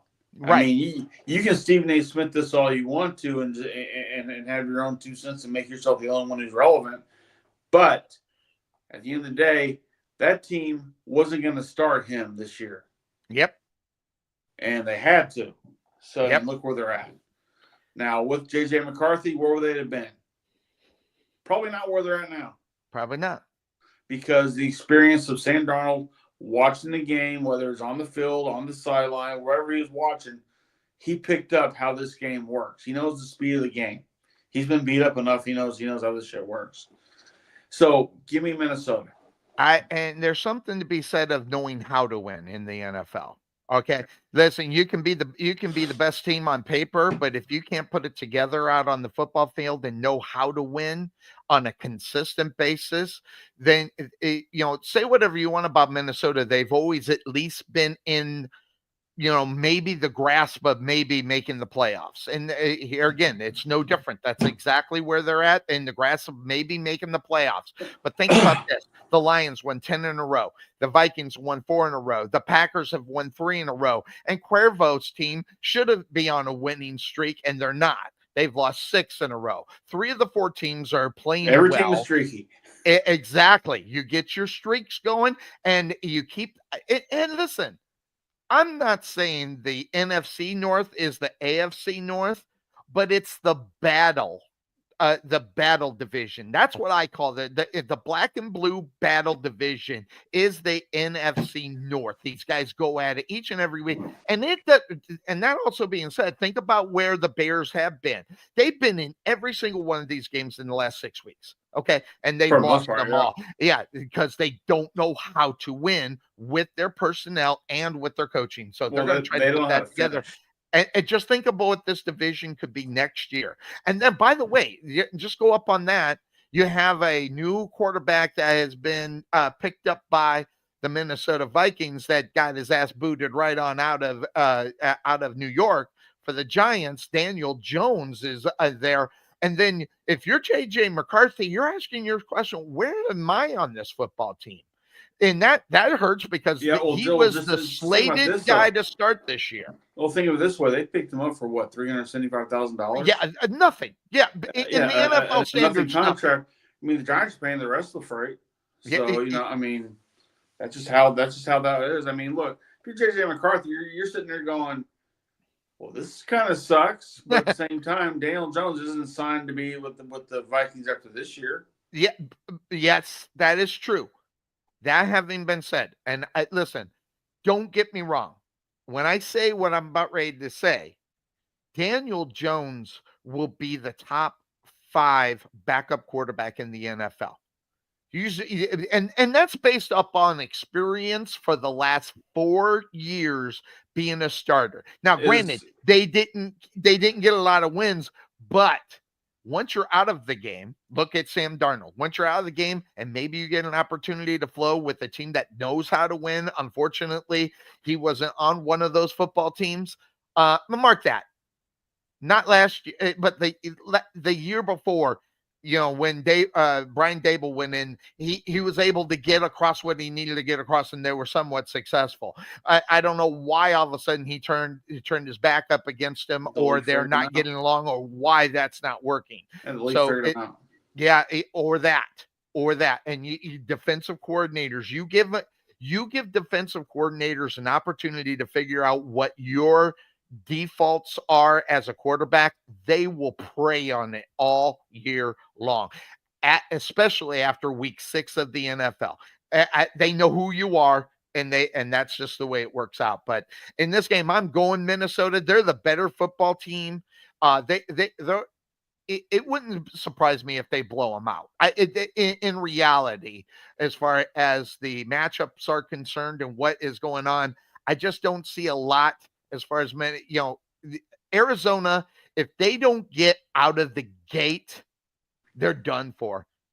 And that, by the way, one of the best defenses in the NFL, Minnesota Vikings defense, who, who you can't ignore if you're the Arizona Cardinals and you don't have a game plan with a guy that doesn't like to study.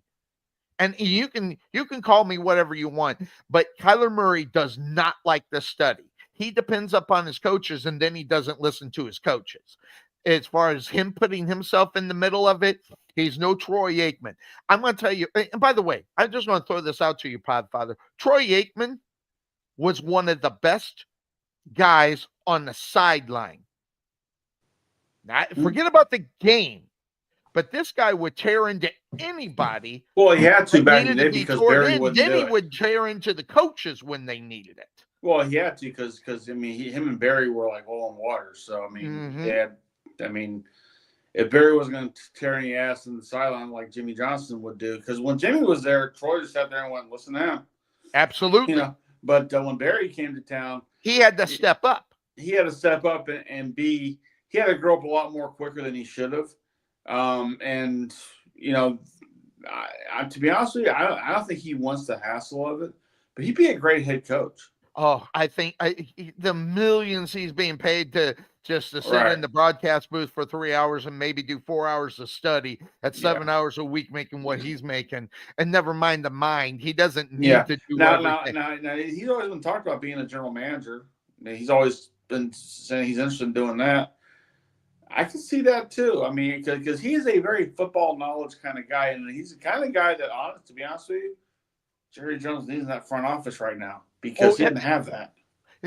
Because he's a level head compared to the craziness that happens in Dallas. So he's a level head, and that's the reason why they'll never hire him. Is because he's the level head out of them all. Well, the thing is that I think if it came down to it, if it came down, publicity wise, it'd make a lot of sense to hire Troy Aikman as general manager of the Cowboys. You would think, and now you're not getting a fan because people already don't think of Troy as a fan of the Cowboys.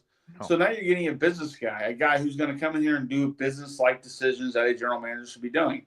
The owner should be your biggest fan. He's the one who dealt with all the money, doing all the stuff you see Jerry do. He's great as an owner. Yeah, but he's not great as a general manager, and I don't think the world general manager really even runs in that company right now because it's done with just we have it's quote unquote Steven, quote unquote it's Steven. Yeah, or it's Jerry 2.0. No, or it's the guy who used to coach the Desperados. I can't remember his name now, but he does their talent scouting. I know who you're talking about. McClay, yeah.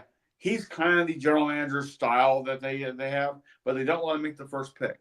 Absolutely, that's your problem. Yep. Because when you don't let him make your first pick, you're stuck with Motzi. Well, in Jerry's mind, if you don't get the first pick, you lose off on Randy Moss, and the guy's never gotten over the fact of losing over Randy Moss. So that's the reason why he does what he does. He wants to be able to prove everybody that he's right. But the simple fact of the matter is, the Dallas Cowboys are a dumpster fire, and I'm telling, and they won't be able to get out of their own way, and so much so. And I hate what I'm about ready to say, just so that I'm going to hate about it. The fact of the matter is that they'll probably win 2 more games of the season, put themselves right in the middle of the pack, or maybe even a little bit lower, And guess what? They're not going to get the guy that they got their eyes on unless they make a move to get to it. And then you got to question, who is that guy going to be? Well, here's the thing. What did I say at the beginning of the year? 6-10, right? Or Yes. 6-11. They could be 7-10. They could be. Yep. They could be. Yep. Which is pretty close to what I said. That puts you in the middle of the pack. Gives you a 15, 16 pick in the draft. You're not going to get the top 5 players you want to get because they're going to be gone by then. I got news for you. They don't want Shadur Sanders. I think I and agree honestly, they don't want Deion Sanders. Oh no, I've never bought into the Deion Sanders to the Dallas Cowboys. Okay, I've never bought into it because if you know the history of Deion Sanders, okay, if you know the history, okay, this is not a love-hate relationship. This is just really in reality a hate relationship, and that's because he went from the Dallas to the 49ers. The 49ers did what he wanted them to do more so than the Dallas Cowboys, and that is the reason why. Go ahead. No, he went from the Niners to the Cowboys. Oh, did he? You're right. You're right. I got that backward. You're right. Because after that he went to Washington.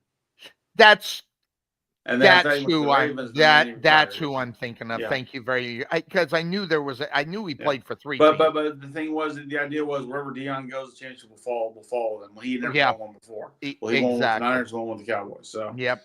Yeah, that idea. But yeah. Yeah, but you know what though? Here's the thing, and kudos to him on this. He took a 4-8 Colorado team and made them 8-3 this year. Yep, and they're not going to be able to play in the championship. But I'm going to tell you, I don't know what I think. Here's the only thing, and I meant what I said. I could care less about the Jaguars if they grab this guy up. I don't want this guy to be your head coach. I really don't. I want a football guy who is a football coach, who is an NFL football coach. I don't need a rah-rah coach. Would you take Jason Garrett? I would, yes. Okay. That's fair because he's a football guy. Absolutely, I would take him. Because he's a football guy. He's a football guy. And not only that, take away from the fact that he was with Dallas, I think he would have had more success someplace else if he had an opportunity. If he didn't know that he was Mr. Chapstick ass-kissing guy, he might have had an opportunity to be more successful. You know what, think about this. Who were his running backs? DeMarco Murray. Yep. He played maybe half the year. Yep. Julius Jones, half the year. Arkansas guy. Yep. Whatever. They had Darren McFadden for a year. You know, McFadden, he flamed out. They never really truly had a good running back to back up Romo. They didn't have, but here's the problem: he had Saquon Barkley up in New York. Yeah, but then who was his quarterback? Well, okay, you stop making good points. Jason Garrett, listen, he is not the sexy pick. No. But he is a football pick. He's becoming more of a sexier pick though because of his analyst stuff that he's doing now. And that's the only problem. Does he want to step away from doing that? Right. You know, that's a hard gig to give up. Honestly, that's going to take more good coaches. I mean, hell, right now, Bill Belichick's loving this. Well, think about, remember, and just you go back into a little bit of history. You go back into the history of Cowher. When he, the reason why he retired is he wanted to watch his kids in college, and he didn't want to be stressed out of that. He wanted to see his kids do. But when that was all over, he developed so much in the studio that he said, "I'm not going back to coaching." We haven't seen him since. There was a couple of places I thought he would be great to go to. Hey, did you hear that CBS is getting rid of Boomer Esiason and Phil Simms? I thought they already did that. Yeah. So, I mean, again, good names for, say, not head coaches, but maybe general managers. Phil Simms, yes. Boomer Esiason's a lot of an emotional guy, more so than a business guy. But Boomer's got his own radio thing going with exactly, and he's not going to go. he gets paid multiple ways to do what he does. So he's probably not going to take that step. Because listen, once you go into a head coaching role, it's not just a 40-hour week. It's just not. And some of these guys have been through it through their whole lives. And the last thing you want to do is spend another 80 hours a week doing what they got to do and getting 2 or 3 hours of sleep a night. It just doesn't happen. So I in that. All right. So rapid fire for the rest of the games that are up on fire. Go ahead. Sure, John. Okay. Indianapolis in New England. An interesting game. I'm not sure. You want to talk about setting up a guy for failure. I mean, Mayo is in a lot of trouble over there in New England as far as where he is at and where he stands right now. So that being said, what's your take up on this one? Well, I had the Patriots. No, I was not sold on that game at all. I am not sold on my pick either. So I'm probably going to go Colts. I'm probably going to make that change to the Colts only because they are the favored as far as the green lines are concerned on here. Yeah. I still don't know who the Patriots are. Still don't know. Well, I don't know who the Colts are, and the main reason is I don't know who their quarterback is. Their quarterback is, well, I do know what I think he is. I think he gives up. If it don't go his way, he's a spoiled, rotten little brat, and if it don't go his way, he's out of the game. I hate that kind of player. I see he could struggle early in this game, but I think if he gets control of this game and starts putting up points, which he can do, I think. Yeah, he can. I think the Colts got this game. Again, they're playing up in the Northeast. Mm-hmm. It's cold up there, so we'll see. But I'm gonna go Colts. I mean, I think they got the running game for it. Exactly, and that's another thing I was about ready to mention. They got a better running game than what we were getting in New England. Right. Again, New England setting that guy up for failure, just like the guy in Las Vegas. They're just not helping him out to be a good coach. And you can say whether or not if he is a good coach, he can make that team better. But if he's not getting any kind of help to bring in talent, it's useless as it's. As I say, a turd in a swimming pool. It sucks. You don't want that. So that's where I'm on as far as that is concerned. Seattle goes ahead. They're going to go cross country to play the Jets. Another game that's one of those games where do you take the favorite? Do you take the home team? Well, because the home team is not the favorite, and we don't know. And like you said, we don't really know who the Jets are in reality right now. We don't know if we're going to. Yeah. As far as whether or not they can get up and show up for a game. I think the biggest confusion is you personally are not satisfied in Geno Smith. We know this. Yes. But the guy has won more than he's lost this year. Mm-hmm. And I think that says a lot more about him than it does about Aaron Rodgers, who has lost more than he's won this year. Yeah. And he's the end-all, be-all great Aaron Rodgers. So he's the media darling of the Pat McAfee show, and obviously, whatever he's going to say, they're going to go with. They'll never say anything bad about him. No, but the Jets are so cooked right now. I mean, they might win a game or two here, but they're not. I mean, all they're doing is just killing their draft stock. So but no, I'm going to go Seattle on this because Seattle's fighting right now. Seattle's fighting in the West. And right now, why not? The Niners are nowhere to be found. Well, no, wait. That's not true because the Niners have almost the same record in reality. Right, but they're only one game behind them. It's not like there's like a big. Let me ask you a question: who's in better shape right now, the Niners or the Seahawks? Well, hold on. Now, as far as injury-wise, you're 100% right. Right. But listen, if you think in reality at 100%. That the Seahawks are a better football team than the 49ers. No. Okay, all right. I'm talking right now. Gotcha. Because we can only talk about what's going on right now. Gotcha. The Niners are beat up. Half their team is on the IR. Yep. And the Seahawks, they don't have that problem right now. And the thing is, they're sneaky good. They're sneaky good when they want to be. They're not always great. And you say what as you long about as Geno Smith. the real Geno Smith doesn't show up. Well, the one that's working now is working. Now, is he winning every game? No, but he's he's giving you kind of what a Kirk Cousins can give a team like the Falcons right now. I'll even give you that. Maybe a little bit less talented than Kirk Cousins, but I know still, because you're all I about get what you're saying. You're all about the white quarterbacks who can, we know. You have a track record. Yeah, that's it. I got you. Yeah, I don't have no other love. I mean, no one's saying the praises about the NFL quarterback. players that want to go play, and you're a black quarterback. Just know you will not be one of Sonny's guys. Yeah, listen. So you have to win. I just called Jalen Hurts. I just called Jalen Hurts. Okay.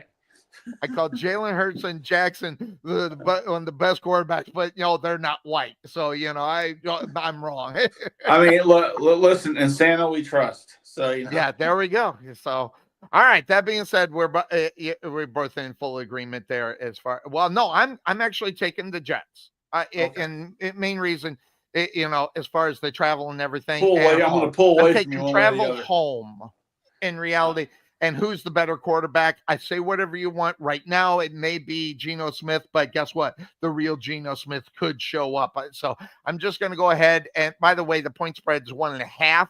So, that tells me a lot as well. So that's where I'm at as far as that is concerned. Remember, hey, I remember one thing.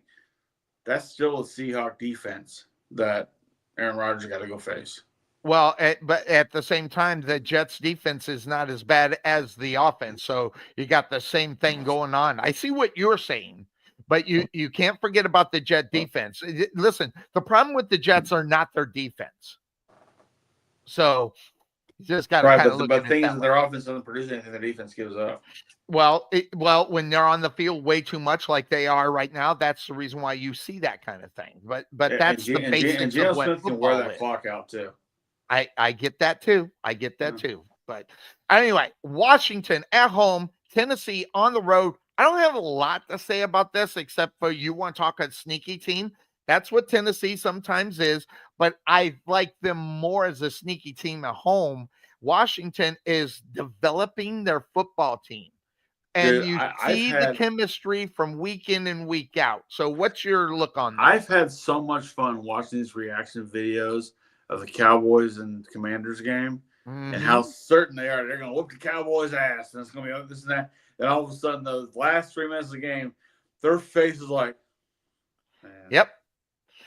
Just like when you see the Dallas Cowboys fans when they lose a big game, you see the fans. No. I've not seen this. Like total defeat, all right? Like total freaking defeat. Like, man, a buddy of mine, Mark Mitchell, right? We went to high school together. He's a big Redskins fan back in the day. I was a Cowboys fan. We'd go to games, and every time the Cowboys beat the Redskins, he'd always say, "Damn, we can never beat y'all." And then he watched this last game over at Michael Irvin's place over in the Colony, and he put on Facebook, "Damn, we can't beat y'all." I was like, "It's so great." But no, look. Here's the thing: Washington needs this win. I agree, and I think Jaden Smith might be coming down to earth a little bit. Maybe the freshman quarterback thing isn't going to last all year. It could be, but like you said, the Titans can be good when they want to be, but when do they want to be? That's I agree with you. And never should have fired Brady. I mean, they're playing at Washington. Washington's got a bad taste in their mouth right now. They got to get that out if they're going to sustain the rest of this year. So, give me the Washington Commanders for this game. If they lose this game, it's over. If they lose this game, this season's over. You think so? Well, it depends how the Eagles finish. I mean, but that don't mean that they won't be able to be a playoff team in the wild card. Yeah, you can, but then where do you go from there? You get to the playoffs and that's it. What are you expecting from a rookie quarterback to be completely successful in the playoffs? I mean, look at CJ Stroud. Well, listen, not all rookie quarterbacks come out to be CJ Stroud, or can carry his jock Not Sonny. Not all right. Not all can do it. But he's the last example, and he was only a year ago. Well, So I want to see him more pressure games, like Stroud was in. right. He was in a lot of stressful Yeah, and games. Stroud's. And Stroud's come believe down it or to not, earth. this is one. Listen, they should beat these guys handily. Now, will they? That's what we gotta have to look into this game, because the simple fact of the matter is the better team is Washington, but will the better team show up? And that, But you know what though? Washington against a team who has nothing to lose, by the way. You're right, and the thing is, Washington showed no defense at all against Dallas in the third and fourth quarter. Very good point. And they got to play all 4 quarters. Listen, that goes for any team in the NFL. You need to play full 4 quarters. Yeah. And that's because if you don't, you let the teams like the Tennessee Titans, who are mediocre at best, sneak in there and get a win that they should never get, especially at a time of the season where everything is on the line. So, Hey, we got 3 minutes. Let's go. Come on. Hey, I reserve the right to go over, because guess what? It's my show. But that's being said, Jacksonville's at home taking on Houston. I don't have a lot to say about this one. Give me Houston. But here's one thing I will say about Houston. They have not been really playing like AFC South champions should be playing. No. They've been dropping the ball a little bit, but it is the Jaguars, and the Jaguars will shoot themselves in the foot in the middle of the second quarter, and the game will be over at halftime. So I'm all over Houston. Give me Houston.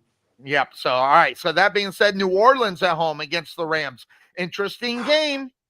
Start with the Rams, but I switched over to the Saints. Home field advantage is going to have a lot to say about that game. I think you're right, but I don't know if I believe in the Saints putting everything on Tyson's shoulders.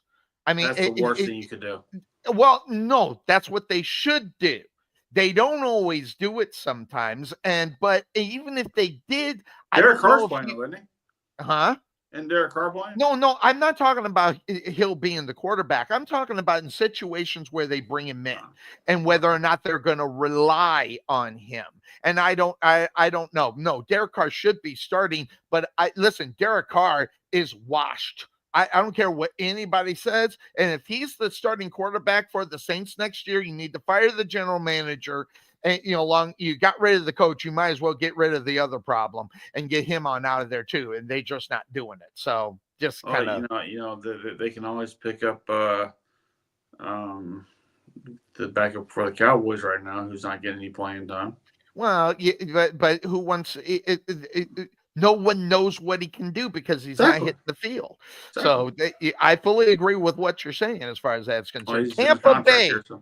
Tampa Bay on the road taking on the Carolina Panthers. Not a lot to say about this, but the Panthers put a scare last week into I forgot who they were playing, but they damn near decided to win a football game.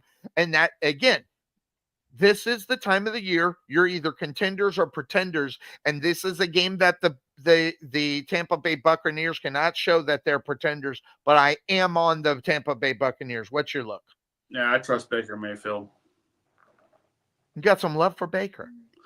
Got a little bit. I mean, I think he's become – look, he's the heir apparent to the greatest quarterback of all time for that team.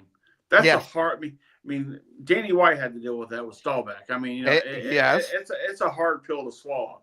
Yes. No one ever. I mean, it took till they got to Tony Romo before they can finally find the heir apparent to Troy Aikman. So I mean, the fact that they went right to Baker and boom, he's clicked. That's good. Good for them. Yes, definitely. All right. That being said, we got through them all. And also, it's given him a better chance to have an NFL career than it had been had he play for Cleveland. Absolutely. And that's just all how it plays out, not just the rest of this year, but even next year. You'll have to look at that. So, all right, we got through them all. Did I miss them? Did I miss it? But by the way, the Panthers almost beat the Chiefs last week. Yeah, that's what I'm saying. Yeah. That's what I'm saying. You don't think who they were, though. I'd say. All right, I think we got through all of them, right? Let me double check here. Let's see. We got the Eagles and the Ravens we talked about. We're picking the Bills, pick Broncos. So yeah, that's it. I think we got through them all. Hold on a second. It's going right now. Chargers at the Falcons. Oh yeah, we did skip over that. Chargers Falcons. Thank you.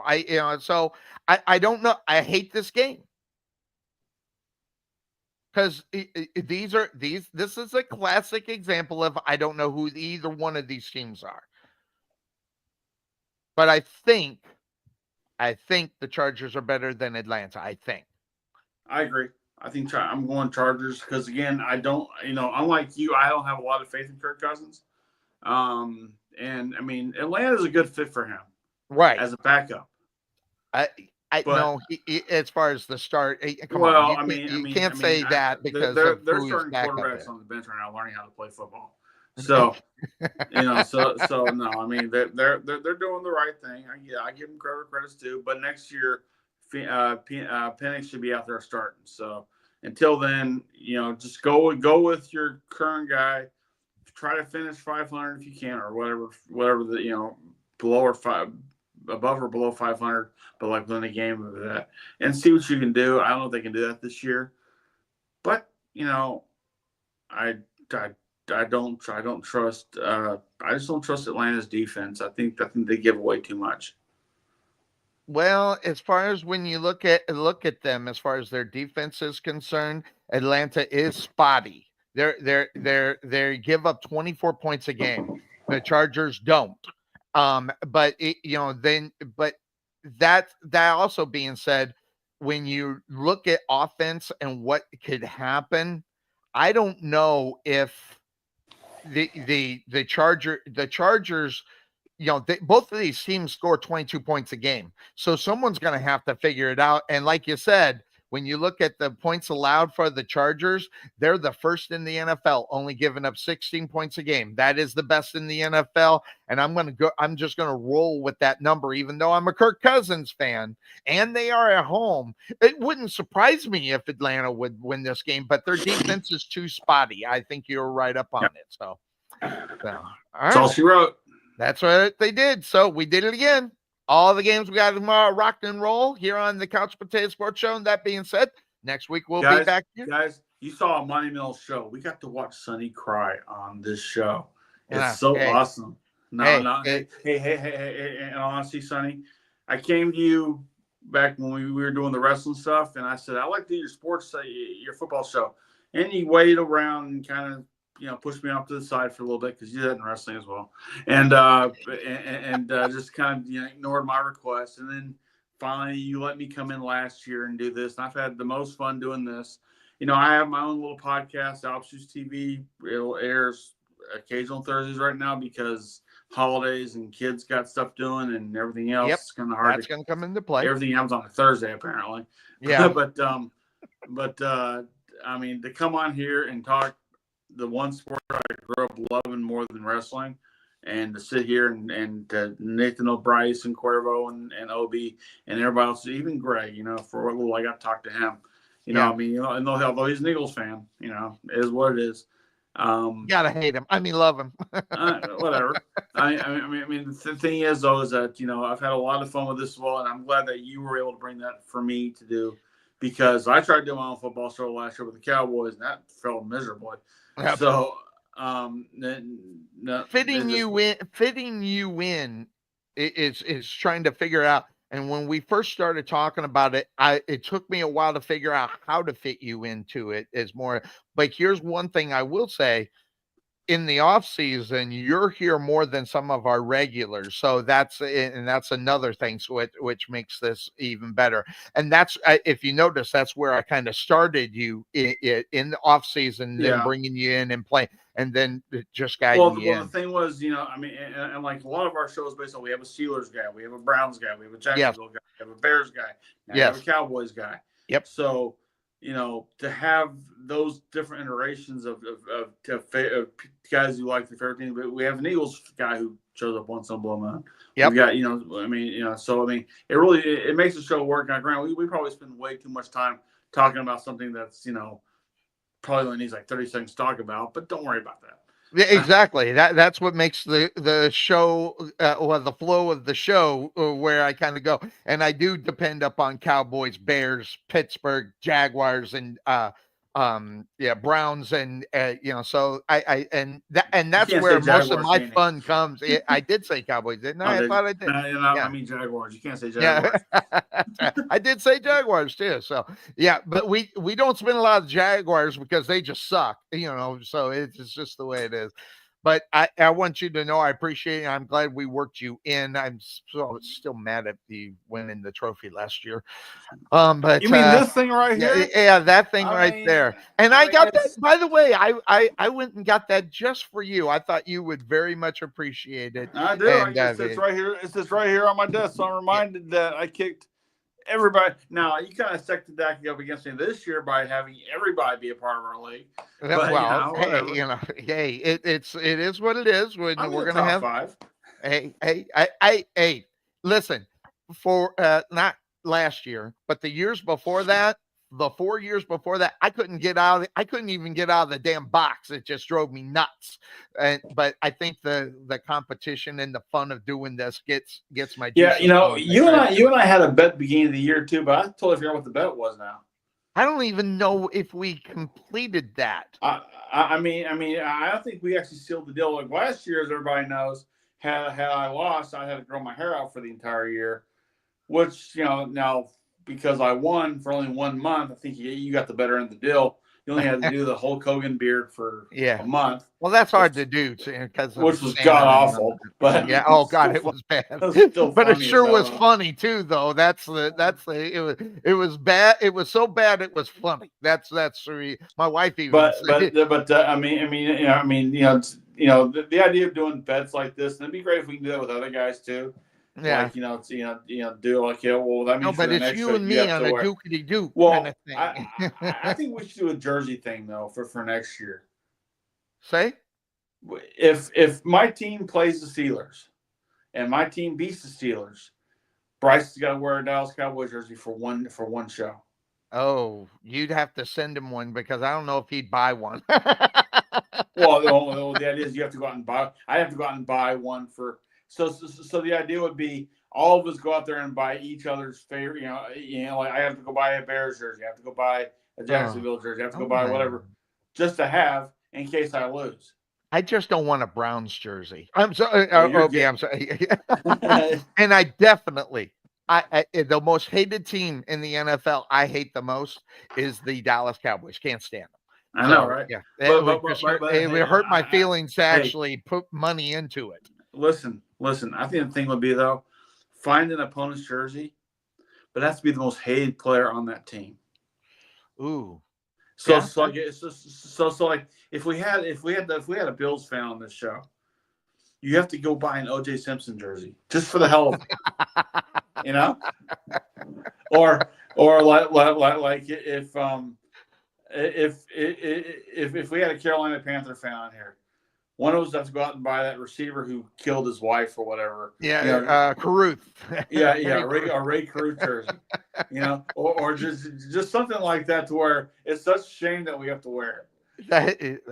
It is. That's embarrassing that you would. And for the Cowboys, a nice Thomas Hollywood Henderson jersey would be great. Who is it? Hollywood Henderson. Oh, right. I tell you, the most hated. By the way, the most hated Dallas Cowboy in my mind is utter shame to that team. We have to wear that jersey. Yeah, but I think it's more Michael Irvin, just in my opinion. Yeah, but I'm saying though is that Michael Irvin never told the quarterback of the Bills that he can't spell Cav. He's from the Sierra of the T. Yes, I get it. I understand. All right, my man, I gotta go let the puppy out, and I'm gonna get right into the first games of the NFL. We're on Red Zone. It started about 10 minutes. And again, thank you for joining each and every week. I very much appreciate it. A lot of fun, and that's the reason why I do it. I don't do it for I don't do it for anybody else but me. I come here to have fun. That's what I do. So regardless if anybody else likes it, I don't care. So, but that's the way it's been for the last 15 years. So that's going to do it for us. Everybody have a great day. Thanks for coming and joining us on the Couch Potato Sports Show. We're out of here, everybody. Bye-bye.